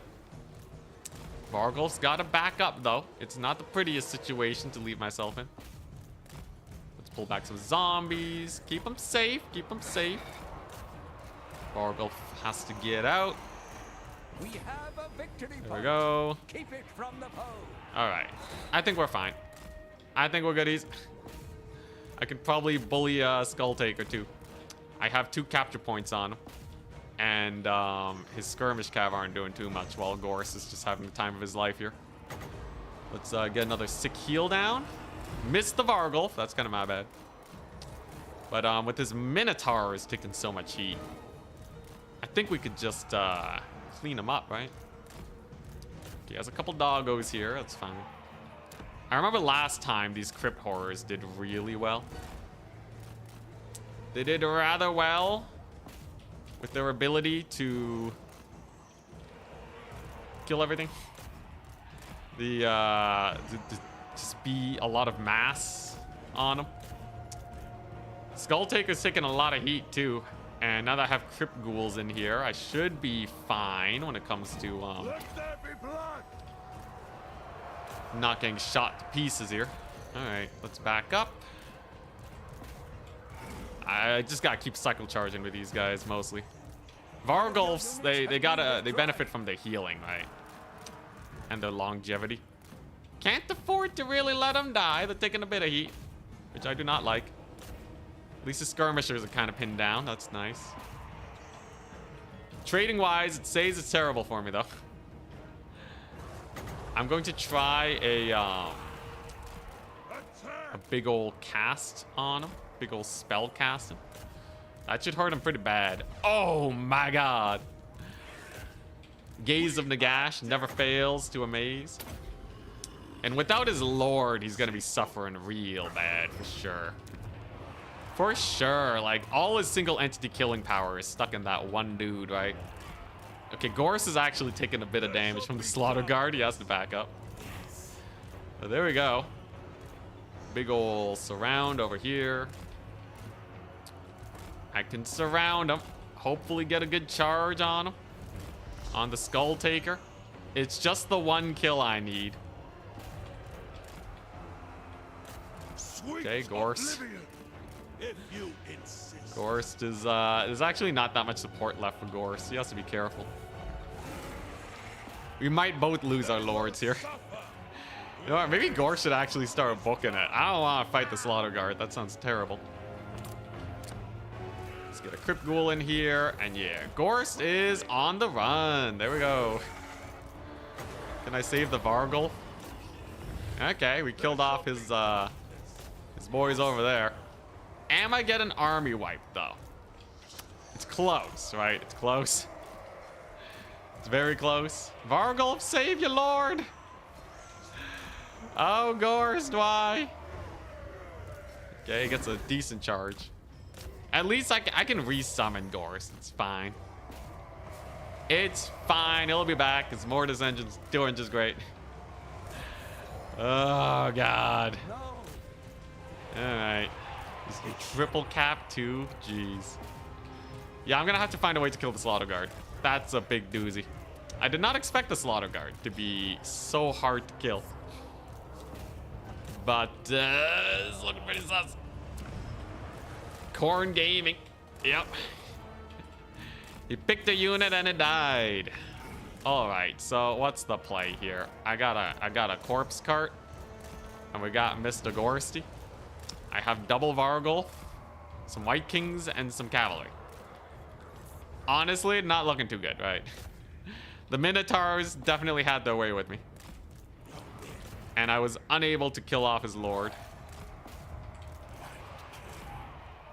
This Vargulf is going to crumble unless I just let it charge into combat or something. It has to take a fight of some sort. Hounds over there. Oh, boy. Gonna steal a point or something. I could still kill his lord, at least. He is a little exposed, and his infantry is very slow. I might be able to scrape back a victory. Remember, the healing is through the roof for me. So that definitely helps. Big cavalry charge, doing pretty good too. Yeah, all right. Blood Taker, or Skull Taker. Blood Taker. Skull Taker taking some heat. He kills both Vargulfs, but the White Kings. Come on, you darn White Kings. Just cook them. Without Skull Taker, I can, I don't know, resummon Gorst or something. He still has a lot of infantry, and I'm gonna need to make some work with my cavalry. But looks like I should be able to kill his Flesh Hounds. Maybe get a Black Knight in here. Save these guys from a stick situation. God dang, he lived. Oh, God. Oh, he lived. Oh, what about... Yeah, it's super over, right? It's super over. Where's your army at? It's gone, man. We got nothing left. I couldn't kill the Skull Taker. He heals in combat. Brutal. Well... What do we got? He has 4 skirmishers. Both White Kings are dead. I can't believe he lived, man. God, what a Chad, man. 800 HP. That's so brutal. So anyway, you know, last time he got overconfident, I think, and then we managed to win. Can I get him to do it again? Does it even matter? Nah, he wins on like a single point now, right? Yeah, he wins on a single point. It's over. God dang, this is the twice a really bad matchup. GG, well played. Oh, God. Yeah, Gorst was honestly fine. He paid for himself. The problem was I couldn't, like, kill anything. This is a terrible fight. Mortis Engine on Gorst was not enough to actually kill the Slaughter Guard. Their magic resist does reduce the Mortis Engine damage. Minotaur was okay. Actually, it was really good. It was really good, that Minotaur summon. White Kings didn't do that great. Vargulfs didn't do that great. Yeah, I was really hoping the ground crew would just kill him. So maybe you do just have to go full air and like dragons and such for vampire counts. I was wondering if you could go for a ground counts. Now I'm thinking if you're playing the vampire counts, you should just like always go full air. So, excuse me, I'm thinking like Blood Dragon Lord and like Double Goose. I think that's currently the only thing I could think of that'll beat Khorne. Is Khorne actually good? No, this is a bad matchup. I got served, let's see what I won it last time, but I got served the vampire counts worst matchup being the Wood Elves and third worst matchup, which is Khorne. The only one that's in between is Slaanesh. God dang it, man.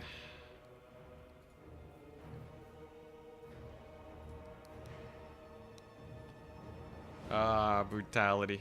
The gaze was really nasty, though.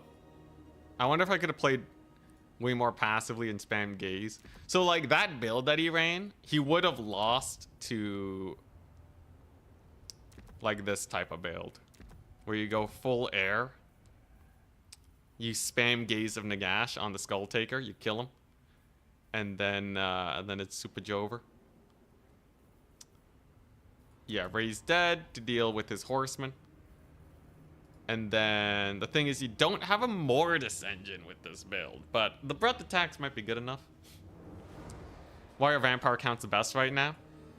That's what we're trying to discover. I'm pretty sure the reason they're the best is because they have a positive win rate against like every faction in the game, except for Khorne, Slaanesh, and Wood Elves. Empire is at 48%. So it's kind of a toss-up. And even Khorne is 9 wins to 11 losses. But vampire counts they have like an above 60% win rate against Lizardmen, Chaos, Coast, Greenskins, Chaos Demons, Norska, Tomb Kings, Kislev, Skaven, High Elves, Dwarves, Batonia, Cathay, Tzeentch, Ogre Kingdoms. This is above 60% win rate. They have an above 75% win rate against 6 of those factions. No, 7 of those factions. It's insane. They've only lost once to Ogre Kingdoms. So I think they are primarily going to be a really solid counter pick. Honestly, they have fewer counters than most factions in the game. So let's just take a look at Slaanesh. Even Slaanesh has a bad win rate into Cathay. Good job, Karath here. Even Slaanesh has 5 matchups that are below 50%. They have 5 matchups that are below 50%. Vampire counts have 3. They have 3. Beastmen. All right, Beastmen they only have 1 bad matchup apparently, and that's Kislev. But like Beastman is usually banned. Beastman is considered OP by a lot of people. At least a lot of tournament hosts are just banning them outright. The 4th best faction at a 50% win rate, they have 7 bad matchups. Right? Like vampire counts have so many good matchups. There's just a few hard counters that get them. Yet everyone complains about Slaanesh. Slaanesh has a higher win rate than vampire counts. Slaanesh still has a higher win rate than Vampire counts, and that's because they rock a 100% win rate against like 4 factions, okay? Alright? No, we're not saying Slaanesh. Like, Vampire counts are really close. I think as soon as Slaanesh gets balanced, Vampire counts are probably top dog. Because they lose, they get 1 less bad matchup because Slaanesh isn't OP anymore. But, no, dude, Slaanesh is just broken, okay?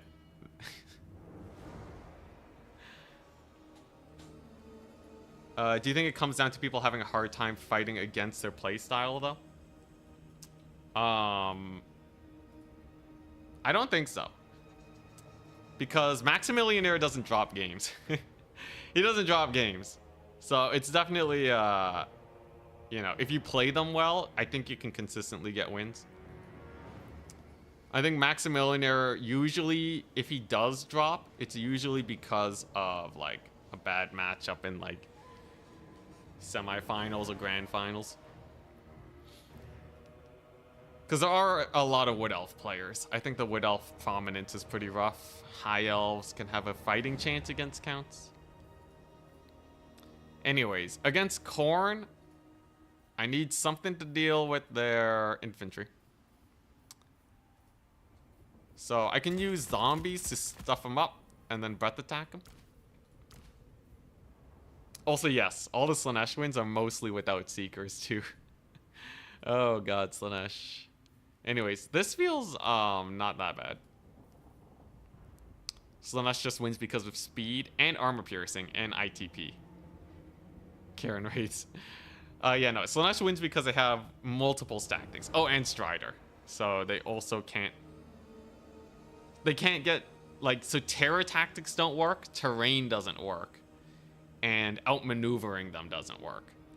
So the only factions that'll do well against them are factions that have very specific builds or units that can uptrade into their stuff. Feels like Dowie would be good against vampires. The vampire count's win rate against dwarves is 76% in domination. Whew. 76%. It's insane. It's crazy, man. Seekers are banned because they're really cheap and they can kill things super fast, specifically single entities. What ends up happening is you have games where you're doing well, your single entity's out of position, instantly surrounded by like 100 speed Seekers. Their army passive can net them down, and then they're just gone, right? Like, you send, like, 2 Seekers into, like, a Shredder of Lustria. I would be worried for the Shredder of Lustria. What about the cousins, the Chorfs? Chaos Dwarves have a 52%. So Vampire counts are 52% against Chaos Dwarves. Chaos Dwarves are pretty spicy. Lots of fire damage to stop the healing. It's still favored for the counts, though, apparently. Yeah, turn saves are bugged because... I don't think it's bugged. I think bugged is like a good catch-all term. I think more specifically it's an oversight where their like entities are like a slightly smaller size so they can surround stuff a bit better. And the Thunder Barge. Thunder Barge dies to vampire counts flying.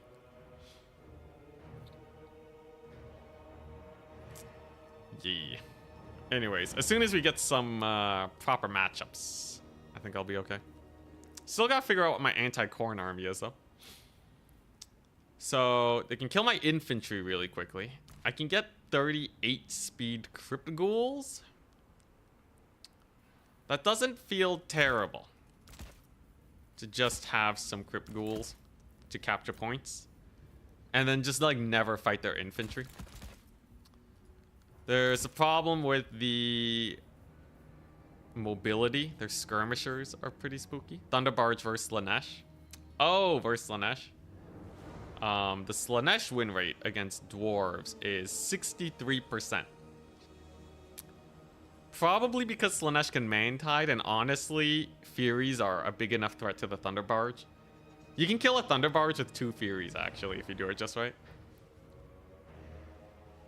And it's because range units don't know how to shoot right now. When the Thunder Barge is surrounded by Furies, they don't shoot. The dwarf units don't know how to shoot at a Thunder Barge surrounded by Furies, because like its hitbox is like its aura to tell units not to shoot. The Furies can get inside that bubble, and then they'll never fire. They should take 2 Thunder Barges, the pro strat. All right. Anyways, so versus Corn, I couldn't Moby max them. Maybe. So you take like some Black Knight Lances. You're gonna have to deal with Corn Gores, but we saw Crypt Ghouls are pretty good against those. And you know, you have a decent Moby max.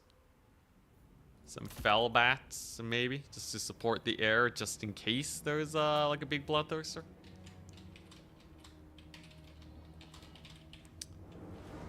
Sure, let's just put this down. The newest best faction doesn't seem to be doing too hot today. Not really, no. Not really, no. Although, the fact that I almost beat Wood Elves is kind of insane. So, the worst matchup for Vampire accounts is playable. Maybe. Maybe. There's a lot of investigation that needs a doing. But that's a good sign. The Corn one, I did pretty bad, but I was kind of testing out a weird build. If they're so good, why do I suck with them?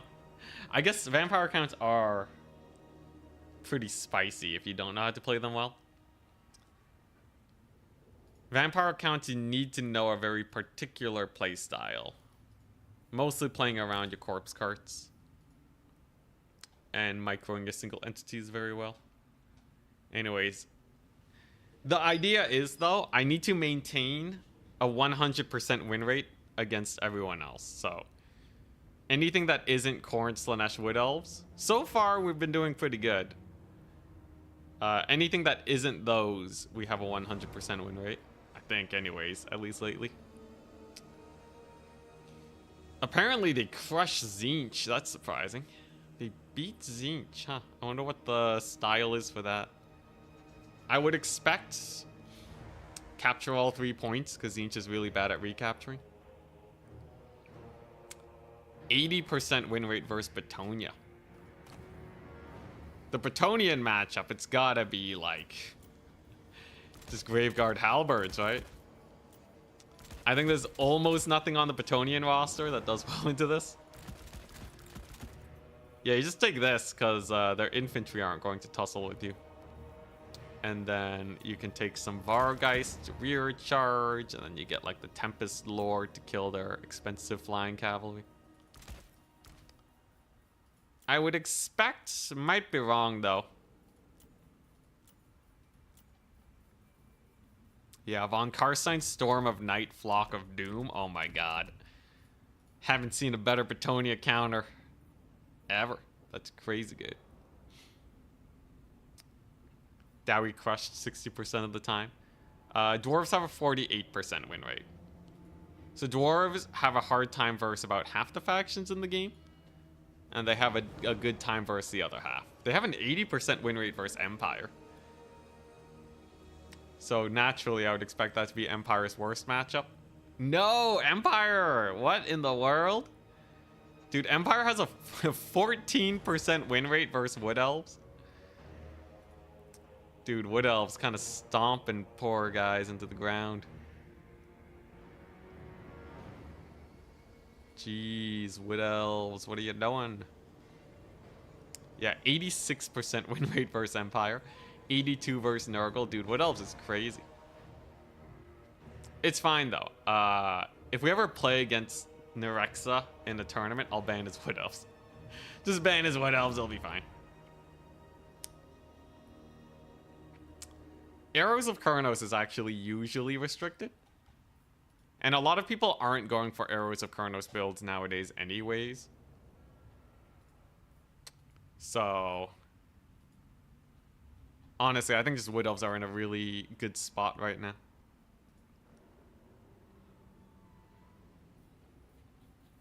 Anyways, yeah, Bretonia should be not too bad. Just give me a faction that doesn't have the best archers and cavalry in the game. Okay, maybe not the best cavalry, but up cavalry is not that hype. It's interesting. So vampire counts, they have a really hard time in cavalry duels, it seems. I really thought the Black Knight Lances would like crush it way harder. But yeah, they're not that crazy. Next time I face Wood Elves, I should just go like Cav Max. Nah. Okay, what is the build versus Wood Elves? So I should save that too because we're gonna run into it more in the future. Okay, so what I need is a good amount of starting cavalry. We're gonna go for Black Knights because they're faster and cheaper. And the reason this is good is because I think most Wood Elf players aren't starting with cavalry. Then I have the super sneaky plan of triple Graveguard to kill his Dryads. And he'll be forced to summon in more elite units, which will die to the Black Coaches. That's the idea. Lord-wise, it's gotta be the Lamian Lord with Raised Dead in the Heck. The reason we go for that is because it keeps my boys from getting massacred. This wins cavalry fights. Honestly, I might not even need Nahek. I could just say screw the Nahek, go for Wind of Death. Yeah, all right. I think this is a pretty good build.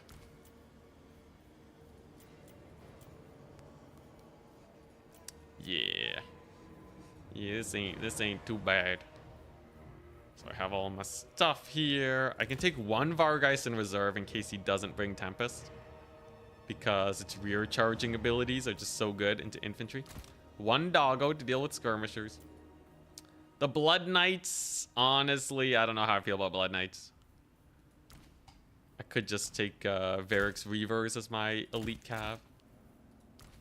Yeah, so I have the Black Knight Lances there, and the rest are Crypt Ghouls for recaptures. This feels about where I want to be with the build. I wish I could take one more Crypt Ghoul, though. Do I really need two Black Coaches? Probably not, right? I think the one Black Coach will suffice. One Fellbat, one more Crypt Ghoul. Alright. Vampire counts versus Wood Elves test. That's not too bad.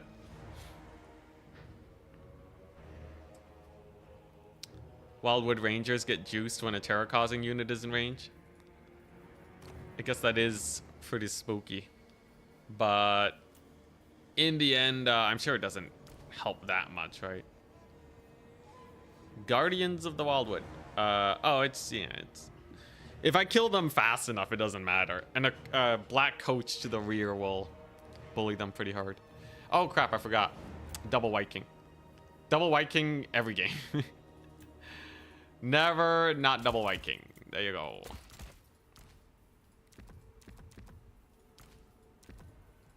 Dang, they even save me some money when I don't take these guys. Jeez, man. Jeez. All right. 400 extra big ones to spend. What are we looking at? I could take a corpse cart. The thing is, he can shoot it up super fast, so probably not. Could take a skeleton and tide. Yeah, I'll go with the tide. Is there something I can get better than this? I can get a Konigstein Stalkers. These guys are not terrible. Just send them straight into some basic infantry. He'll be good. All right. Yeah, so this is a build. Let's save it. Whoops. Whoops. Okay, who are we up against? I'm up against Rack. All right.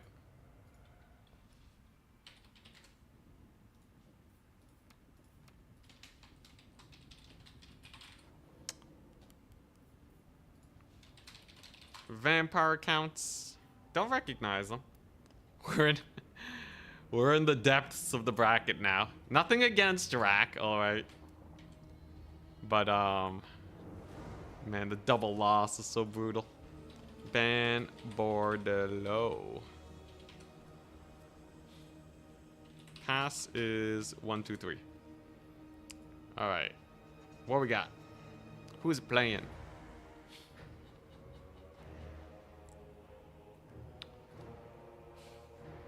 They are playing.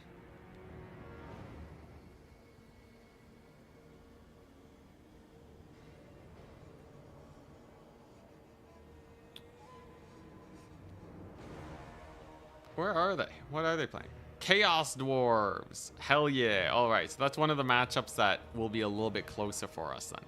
Sick. All right. So what map is he gonna want to play on? So Vampire Counts should be able to beat Chaos Dwarves. I think it's just gonna come down to our micro and how well we can do on that front.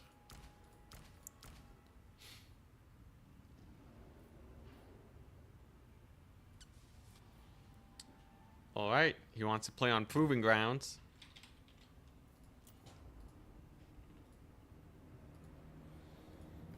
That's a pretty bad map for Chaos Dwarves. Interesting. Put the Lamian Lord on a Hellsteed. That's asking to eat Tempest to the face. Don't want that. Taking flying into Wood Elves is such bait because you might just auto lose to some builds.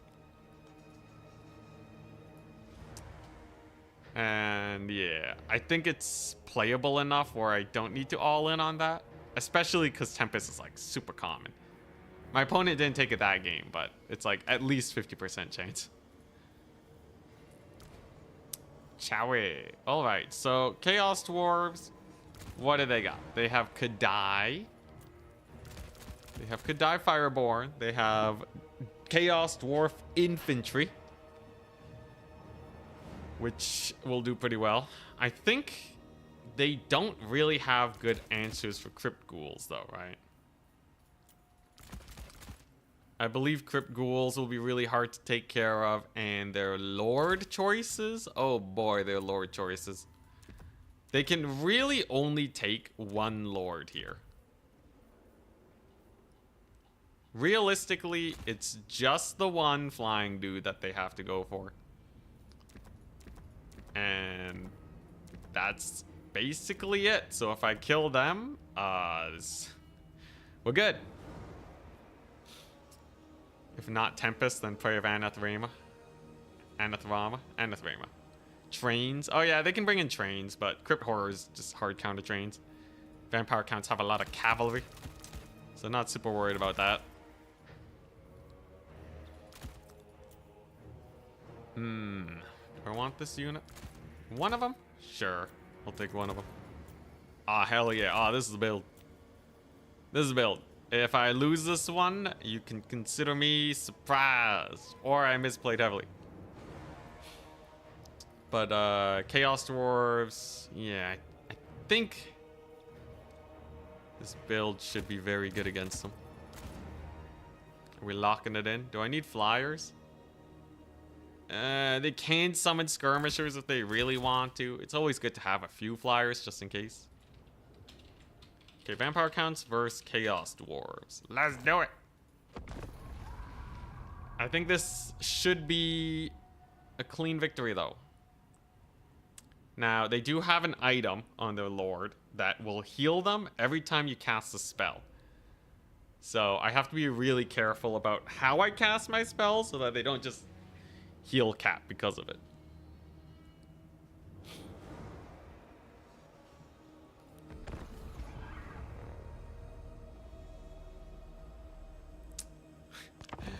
Why don't we go tall with undead? So tall undead, it can work. I think tall undead is actually how we're playing the Corn matchup. So you go, yeah, you go tall undead there. Against most factions though, Crypt Horrors are just the way to go. But yeah, the thing is, the problem with tall undead is that you're gonna get shot to pieces, man. You're gonna get so shot up.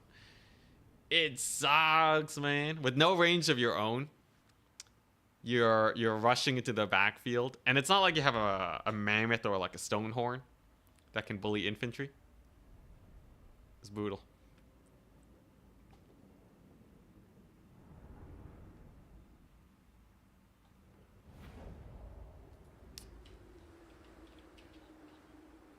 All that. Here we go. Blood Knights versus Corn, maybe. Blood Knights would be pretty mobile. It depends on how well they trade into Minotaurs, I think. The Minotaurs were the biggest issue for me last game, unfortunately. Here we go. Alright, so idea simple.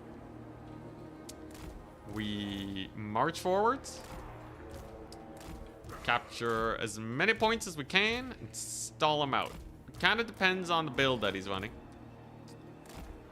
But, yeah. It's relatively straightforward. Ready? Good luck, have fun. He says he's bringing the biggest brain move. Interesting. Alright. Got some big brain action. So I bought a Strigoi Ghoul King.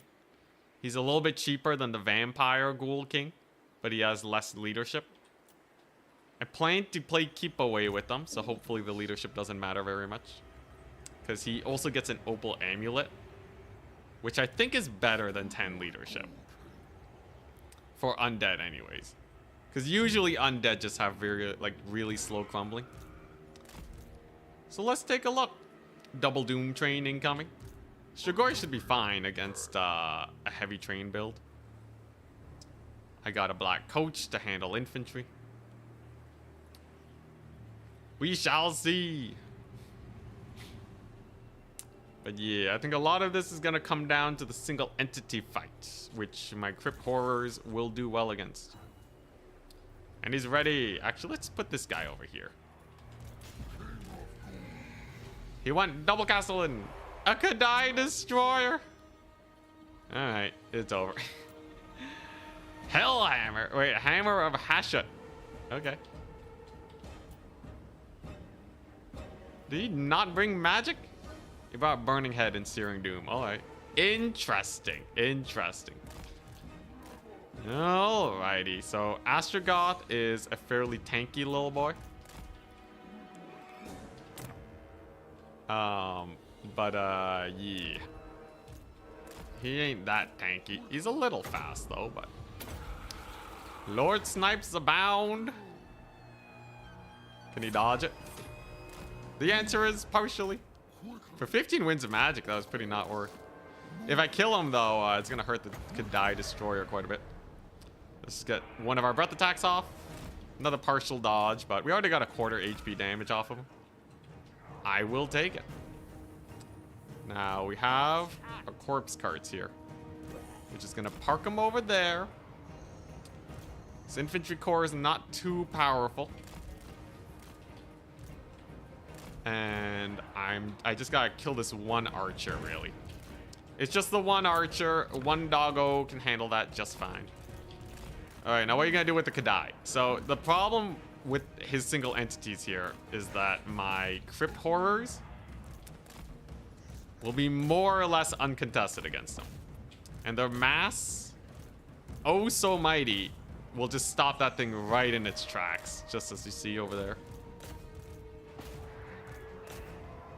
Corpse carts getting on in. Here's this big Burning Head. But will it be enough? Kadai's kind of getting cooked. And now we just start killing Astrogoth. There we go. Crypt Horrors using the mass. The healing's going great. He got the rebound Burning Head though. That's a sick play. But Yeah, I don't know, man. It's looking pretty bad for my opponent. Let's not give in just yet, though. Okay, so there we go. I'm just gonna keep bullying Astrogoth. Corpse card is healing, which is all we really need. Goodbye to his archers. They were not able to kill my corpse card. Astrogoth is on the run now. And there's the Kadai. Alright, so... I don't know how well my cavalry will do against them. I know the Strigoi is going to be great. His Kadai is just completely surrounded by Crypt Horrors. That's pretty brutal. His backline is in complete disarray. But he'll probably be able to save Astrogoth in this situation, I think. I don't think I can stick around versus Kadai. He did recapture this point over here. That's fine. I think it's just a goblin, like hobgoblin unit. We can just bully him. Oh, I was not paying attention to my lord, so he actually got a little surrounded. Oh boy, Kadai have a lot of mass. Whoa! I thought he was gonna disengage a bit sooner. Jeez, man. Yeah, you gotta be real careful with those guys. It can be very spooky if you don't play it out just right. Alright. At least I can probably get a good breath attack on them. Or on Astrogoth, that would be nice. His burning heads don't matter very much as long as I keep the corpse carts alive. They're great. He actually friendly fired his sneaky gits. Hell yeah. And back to the Astrogoth snipe. I just have to be a little careful about the Kadai. Just don't get in range of them. Anyways, you can see Crypt Horrors. They're a pain in the butt. They never die. They absolutely never die. And like this is one of those play styles where you don't even have to micro very much, right? I think my opponent's just running out of juice because of all the healing. Ignore the value trading. It cannot be trusted. Maybe a rear charge on these Kadai will do. He does bring in the artillery piece. Interesting. But Astrogoth is going down. As spooky as the Kadai is, it's never going to be able to defend him. And it's not even that spooky, let's be real. Another burning head, doesn't matter. As long as the corpse cart lives. Look at the HP on these guys, right? It doesn't go down. In fact, it's going up slightly. So the Crypt Horrors, they will continue fighting for all of eternity. There we go. Astrogoth, I can chase off. Some magic drops in, doesn't matter. Let's get the Varix Reavers going. Alright. Unfortunately, Astrogoth just refuses to die, man. I could really use him dead right now. He's moving, so this might whiff. But we get him. There we go. Alright. So that should hurt his leadership enough now. And then if I bring my lord back in, I should be fine. Let's just yeah, kill off the Kadai, bring in the corpse cart, bring in the cavalry. Save these guys. And now he's triple capped, right? Yeah, there we go. I will say, this thing, it's not dying. You actually did keep it alive fairly well, but when all your money's on the Kadai, your army can't really save it. And yeah, this is the de facto playstyle. If you have a hard time with vampire counts, I have like nothing to say because it's like I have nothing to say because it's just vampire counts. There's not a lot to do at this point. When vampire counts get winning, all you have to do is make sure the corpse carts just stay close to your Crypt Horrors. It's like nothing else, man. Like I'm microing one single entity. That's it. I just gotta micro one dude. Also, yeah, ranking up the Kadai was kind of crazy. He did rank 9 it. Like, it's not like he had a great build, but you know, you can see how hardy these guys are versus single entities in general. If he went for a more conventional build, I probably could have just sniped his lord. I think artillery pieces. I think the biggest spooky thing is like if he went for a bunch of trains. I think I will probably modify this build to have a I'll probably modify it to have a little bit of an extra Terrorgeist, just in case we have a bunch of trains we have to kill. Other than that, though, I think the build is fine. His Dwarven Infantry, yeah, no value on him. That's a very good sign. How expensive is that thing? Oh, probably like 3,000, man. He probably lost like 800 gold just bringing the thing. Sure, it doesn't crumble, but like, you know, it's a Kadai destroyer. He doubled down. He doubled down on a bad unit.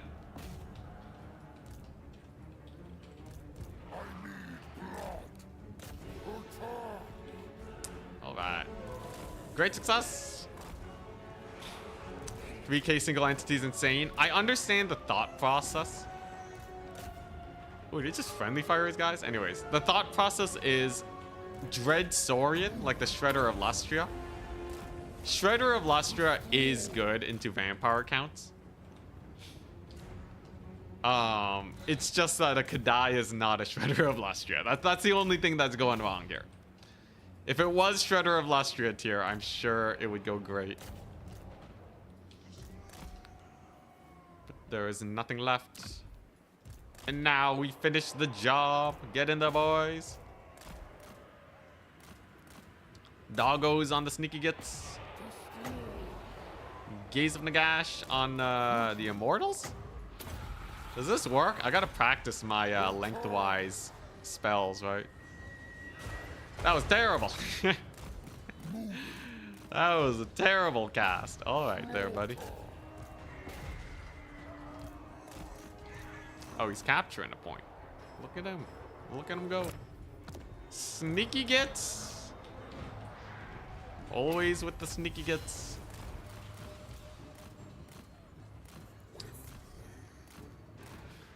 Yeah, Shredder of Lustria. I don't think anything should be like the same as a Shredder of Lustria, but definitely some single entities could get buffed to at least the ballpark.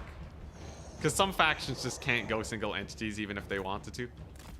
Even though they theoretically can, like the Chaos Tower. Also, yeah, its animations are weird. So Kadai Destroyer, it probably, I would say Kadai Destroyer, just give it like way more armor and HP. And that'll probably make up for its janky animations. Just make it really good at fighting for a long time. You know, I think that would be a cool place for a single entity. Because you don't really have a lot of like tanky single entities, you know? Like, what's a single entity that you can just like sit around with for the whole game? I'm sure I'm missing something. I guess Frostworm is pretty close with its amazing missile resist. Kugath and Greasus. Oh yeah, there you go. What, Greasus? Kugath is there, yeah. Kugath for sure. Mutilate Vortex Beast? No, that's a damage single entity that just doesn't do its job right. Definitely not the Mutilate. Does this thing have ITP? It doesn't. Can I terror out it? Oh, he brought an Iron Demon. Iron Demon away. Yo, if these shotguns turn on my Lord, he just dies. I will say this goose is a little janky when it comes to its movement and such. But victory is ours. Very nice. Like, here's the thing, right? I'm pretty sure anyone can do this. I'm pretty sure anyone can do this. I'm aware my opponent memed, but like, you just gotta keep your units near the corpse cart. Those crypt horrors, they did not die. They got crazy value. What was the value on the Kadai though? 4,000. Amazing. He just had to take 2 casters and let Astrogoth die because of it. But Ghoul King got almost as much as the Kadai, so it paid for itself, though. It paid for itself. Anyways, yeah, if I were to edit this build, I think I need an extra goose just in case he goes for a train. Other than that, I think this is a fine Vampire Counts versus Chaos Dwarf army list.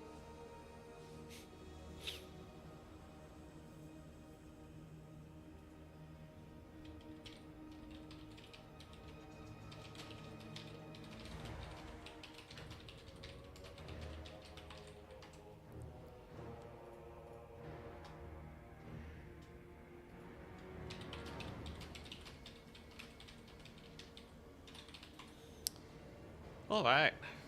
We got on the board. We're on the board. Vampire Counts versus Chaos that way. And the Vampire Counts win. Round 4, here we go. It better pay for itself. Honestly, I think people weren't expecting it to. Poor thing. Poor thing kinda sucks.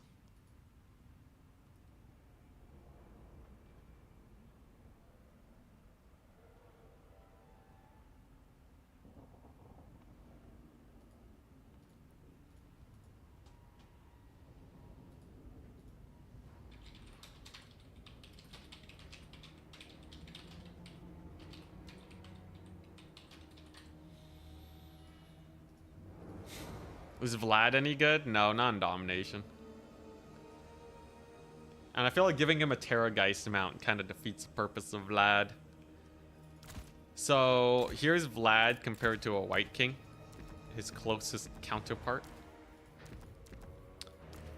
A White King costs half as much, has a very similar HP value, right? Has bonus versus infantry plus 14, so its melee attack is basically the same versus infantry. At least it's ludicrously high, which is all you need. It doesn't cause terror, but they can take Scab's Wrath. Now, if White Kings aren't dying in the game, why would you spend extra money on a tankier White King? He is your caster. He can't be everywhere, but he is your caster. But then you lose out on your lords. You lose out on like a big single entity to fight. And that's the biggest problem with Vlad. He does his job really well, though. Just being a super tanky lord that never dies. It's just, you don't always need that in Domination.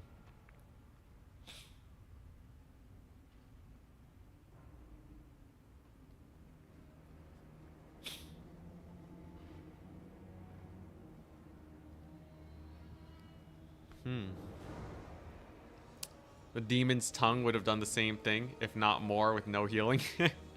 Oh yeah. If you just brought like Demon's Tongue or like, so Chaos Dwarves, if you want to go the single entity game, current meta is something like this. So you go for the Demon's Tongue, and then you attach a Dreadquake to it. It's a 10,000 HP, 20% physical resist, perfect vigor, beast of a unit that can get healed up. And the Dreadquake kills everything that it blobs into. This is why I need the Terrorgeist, because if he brings something like this, I'm pretty sure the Crypt Horrors won't live without infantry support. It is much more expensive than a Kadai. Even a rank 9 Kadai, it costs 500 gold more. So yeah. Actually, it's 550 more. God. So you'd be down like almost a whole Dwarf Warrior unit. Crazy. Not like his Hobgoblins are doing that much though, so maybe. The dreaded Chaos Dwarf single entity shenanigans.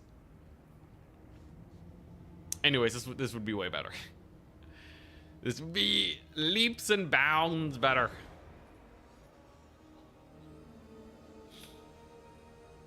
Vlad causes terror on players. I wonder if Vlad is ever used in land battles or conquest. The train without the mortar. So you can take it without the mortar. And you have a cheaper Kadai. That'll, you know, still tussle and all that. This thing alone, though, I think you can kill it with the goose. And you don't have a lot of infantry clear, because I think it will get stuck on the Crypt Horrors for long enough to just get murdered. It's not a bad tool, though. Train is still a train.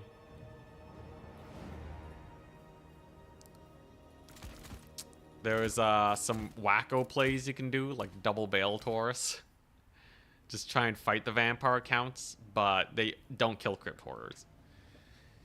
That's the main advantage vampire counts have. The moment you try to kill their lord, their horrors will never die.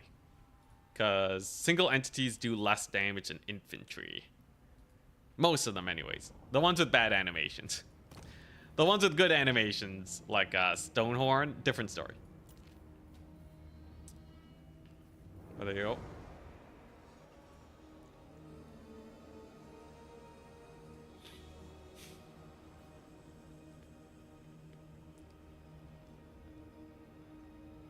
Deal with Vlad, simply summon out one Treekin and they'll pin him and kill him in about 10 minutes. Game is gonna end with both of them at full HP. The Treekin out capture weight Vlad though. Brutal. They should give Vlad a capture weight boost. Give him 10,000 capture weight. I think that'd be balanced. Honestly, if you gave Vlad 10,000 capture weight, suddenly he's the best unit in domination. Just leave him on a point forever. This is why they gave single entities so little capture weight though. They wanted to shift the meta away from that. But like 0.2 healing, 60% damage resist, really good melee defense.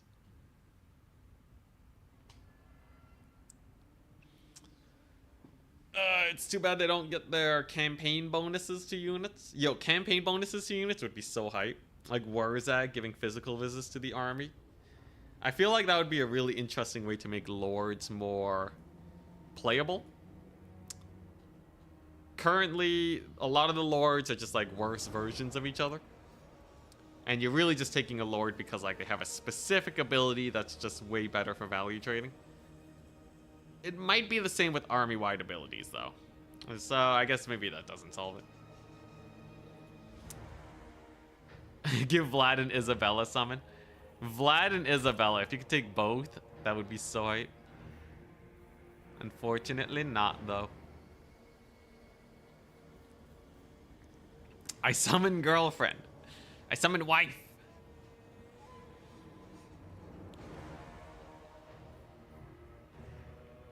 Greenskin lords with their own WA skills. Yeah, it'd be cool, man. I wonder how they'd balance it, though. I bet the WA would be like a 200 gold ability that you can enable disable. Gadai should give a Flaming Sword of Ruin aura. Yeah, if you want a Flaming Sword of Ruin aura, yeah, this unit right here, right? Yeah, there you go. Giver of Furious Glory. This is basically Flaming Sword plus. Okay, actually though, right, the legitimately good aura. Motorbikes. Yo, Bloodthrones is so hype. Totem of Endless Bloodletting. That's a really good aura. You have the Grail Reliques. That's pretty good. ITP. Melee attack. Leadership. Let's see here. Looks like a really janky aura. I know there's a few of them that are... Is it on you? No, this one's actually pretty cool. Being in melee makes him tankier. 18 seconds. Oh god, dude. Apocalyptic Vision. Wow, comparing this to the Blood Throne, it's either you have 24 melee attack, 16 leadership for 18 seconds, or you could have, what's it? You could have 8 melee attack, 4 leadership forever. It never goes away. No downtime.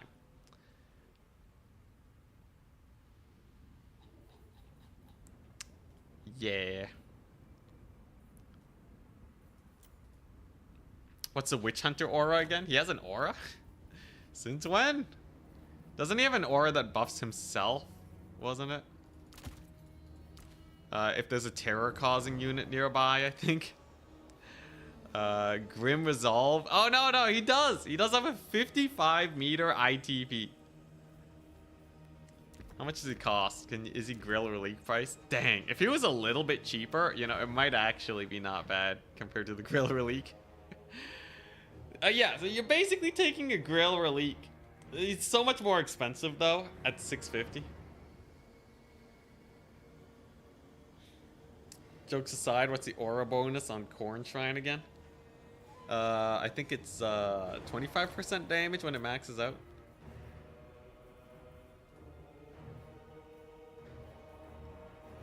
Where is it at?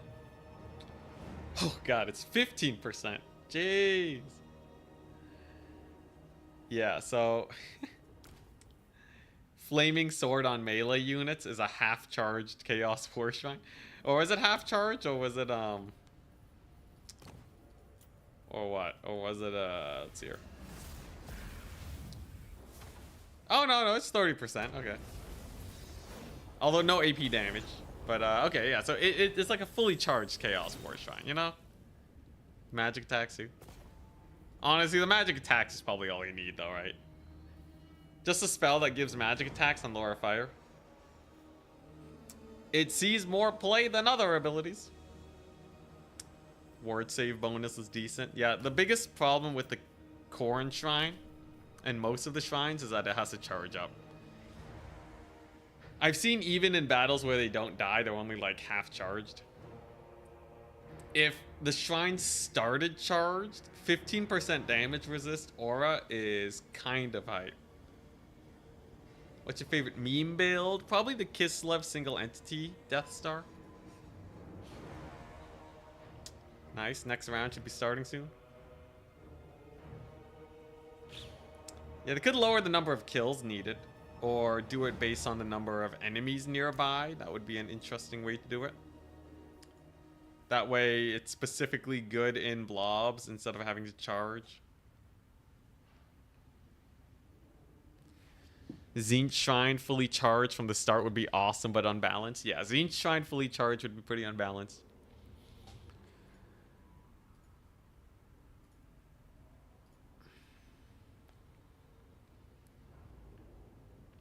You know, I feel like enemies nearby is not a bad way to go about it. Maybe I'll give that suggestion.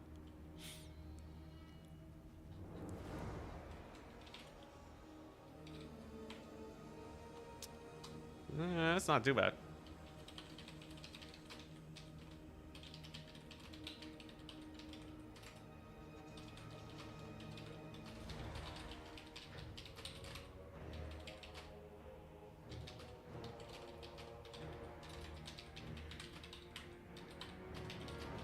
Yeah, it should be based on number of enemies. They should charge based on number of enemies nearby and not kills.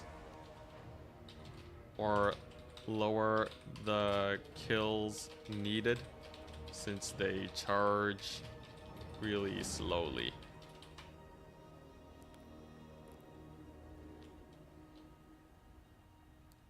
Speaking from a Dom perspective, they don't see much play.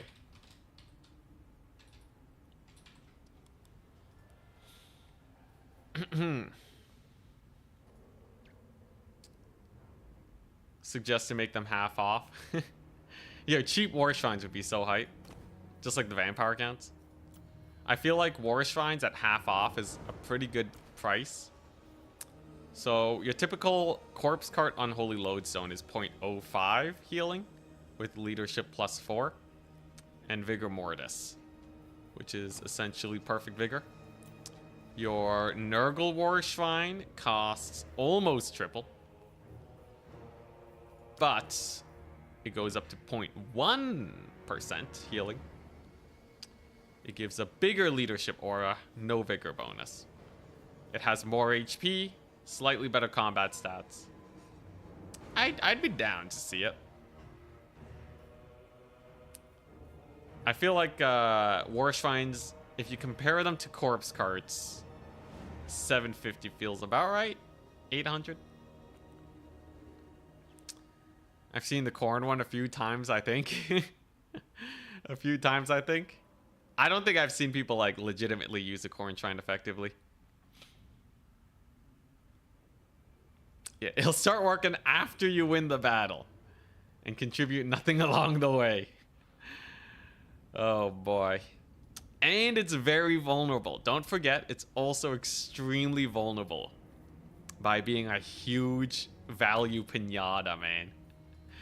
Who doesn't want to shoot a war shrine? It costs the same as like a mammoth, right? How much is a Norscan mammoth? Are they 1600 or are they 1300? I forget.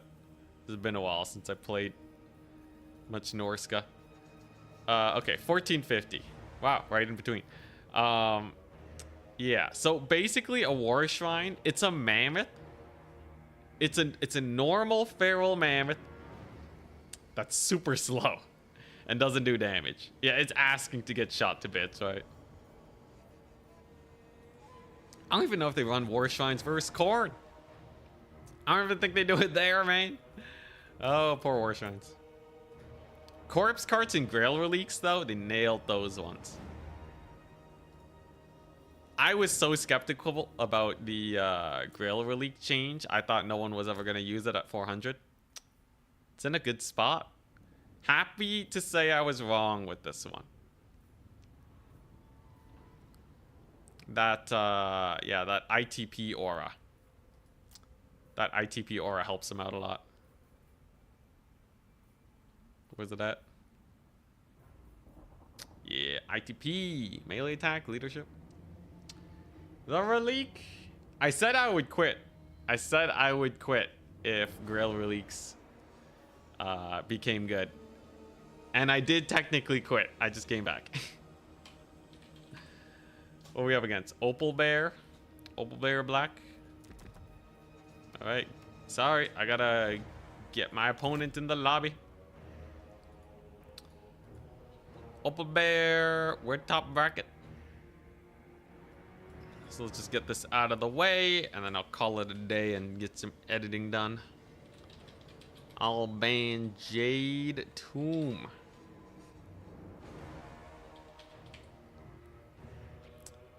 He's on corn.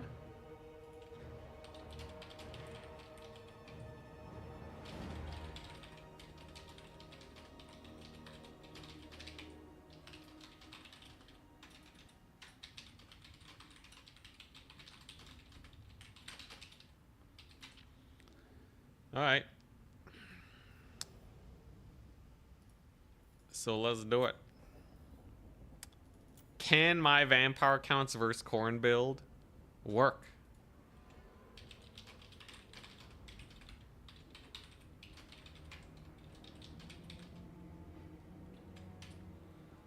Let's just see. What's he gonna do though?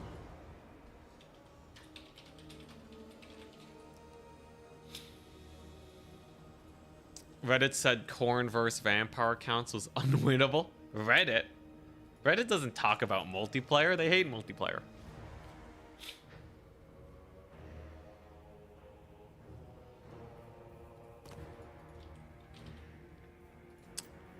Alright. Whoa, this is a weird map. Yo, look at this map. Womb of Sorrow. It's just a circle. What is this map? Alright. Interested to see how this one goes. Vlad or Kemmler would win. Yeah, Great Weapon Graveguard. Oh yeah, I remember that. Yeah, Graveguard can cook. Surprisingly hard.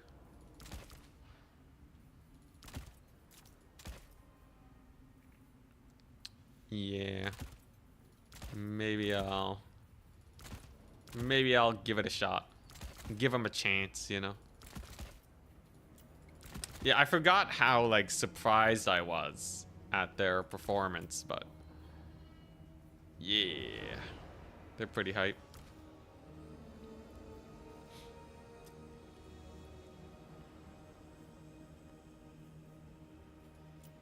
All right, all right. Is this the build I want?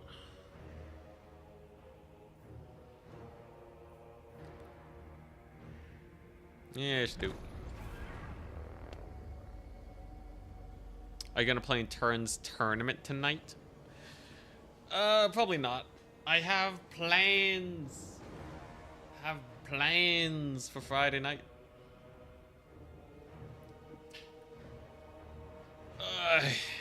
Also, I want to edit the video and post it. I think people are starting to feel like I've just abandoned single player.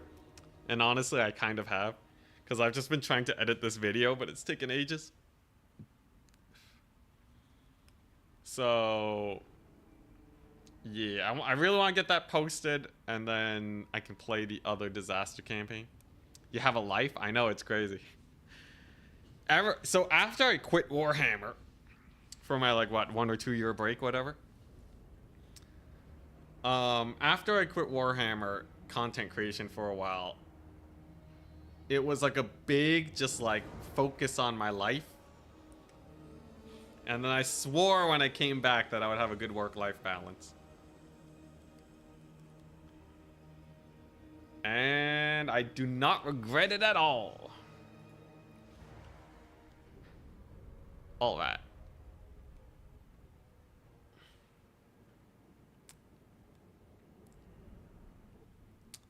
Here we go. It doesn't mean I can't get content out as fast as I want, but like work-life balance is really important. Like it just, you know, like why would I be pursuing a dream job if I'm going to be unhappy getting myself burned out, right?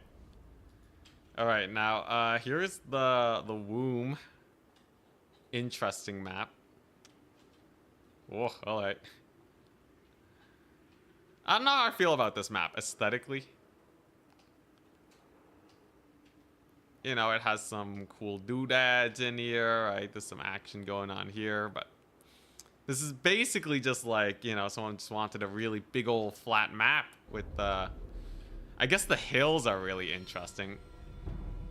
Are they tall enough? Okay, yeah, so the hills are really interesting.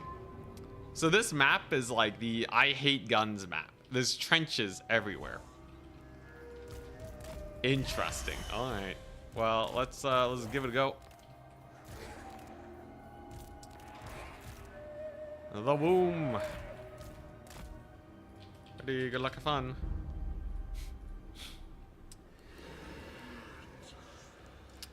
I honestly, you know what? While the visuals of the map don't interest me very much, I think the gameplay is actually pretty cool. Because I'm pretty sure the Skarbrand. Bloodwood. Yeah, I'm pretty sure oh hey, Karnak. The like the terrain actually makes like a rather big impact, unlike a lot of other maps. And it's very clear too, right? Like this is perfectly flat. So gameplay wise, this is probably gonna be my favorite map. Archers are probably gonna have a field day here because there ain't no trees. Anyways, this game is going to be simple. I'm going to bully Skarbrand. He only has spell resist, which means something like Gaze of Nagash is very painful against him. And then I'll get a second goose out eventually. There you go. 1/8 damage on Skarbrand. Honestly, could have been a bit better. But I don't really have anything else to use my magic for. And the idea here is just don't get murdered by Karnak. Oh boy, Karnak will wreck me real bad if I'm not careful. And I'm also saving up for the second Terrorgeist. Every little bit of damage matters here against Skarbrand. Yeah, let's just not overcommit. Let's just get the first point out of the way. And we'll use our infantry here to clear him up. He bought Skull Reapers. He did tell me he was going to meme a bit.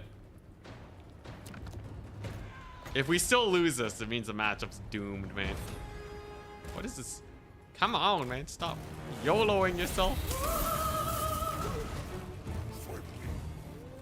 Alright. So what are you gonna do? I'm happy to play the long game and to just get a ton of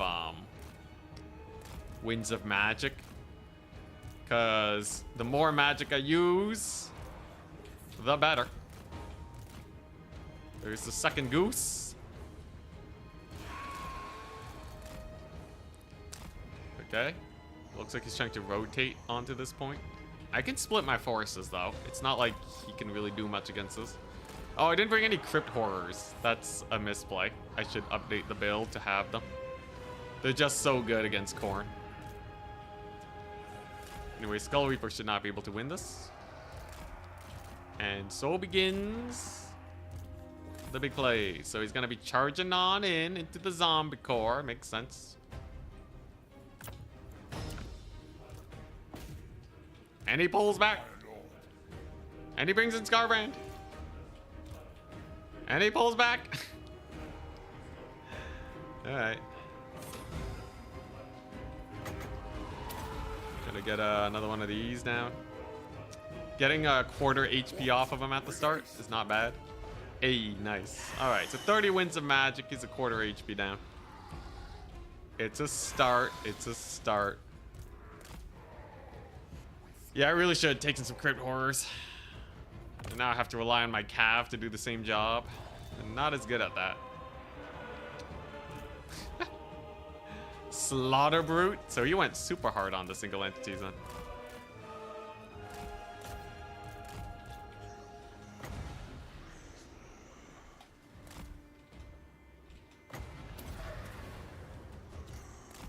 What's that? He rampaged himself. Okay. He rampaged himself. So he's just asking to get Breath Attack into Oblivion. I guess. His Slaughter Brute's completely out of position. I don't have to fight that. There we go. Nice.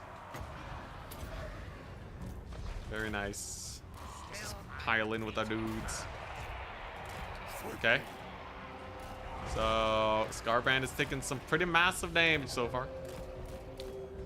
Jeez, he's taking some massive damage. Yeah, I think we can just go for him, right? Okay, yeah, like Karnak silences me, but like it's not gonna stop me from just murdering his face. I have a lot of dudes. There's a summon. And the question is, can we kill him? It's a triple surround with double goose and a dragon lord. It's gonna be painful. Ah, he uses the dogs to stop me up. Okay. I have dogs of my own though. And some fell bats to chase your annoying horsemen. Skarbrand's dead. Yeah, this is way better, man. This is way better. Just get some single entities cooking up. There we go. Nice. So he's finally down. Skarbrand's a dead man. And I just gotta evac with my lord now. There we go. Alright. Lord survives, and then we kill Karnak. Simple, simple. Slaughter Brute is rampaging miles away. That's hilarious. Why is it rampaging? Does it rampage when your lord dies? Is that what it does? God, that Slaughter Brute. I don't know what it's doing. Alright, well, there you go. Huzzah! Warrior 1! There you go. Yeah, dragons. They're good. The meated angler. Thank you for the prime sub. Poor thing. Yeah, that was kind of rough. Ah, yeah. He bought the wrong item. He just messaged. So the thing is, he wanted to rampage my goose in to Skarbrand. Instead, he rampaged himself. It happens. I still think we would have crushed him based on how quickly we killed the poor guy. But, yeah. What's up with the ability icons? What do you mean? What happened to him? Oh, I was silenced by Karnak, yeah.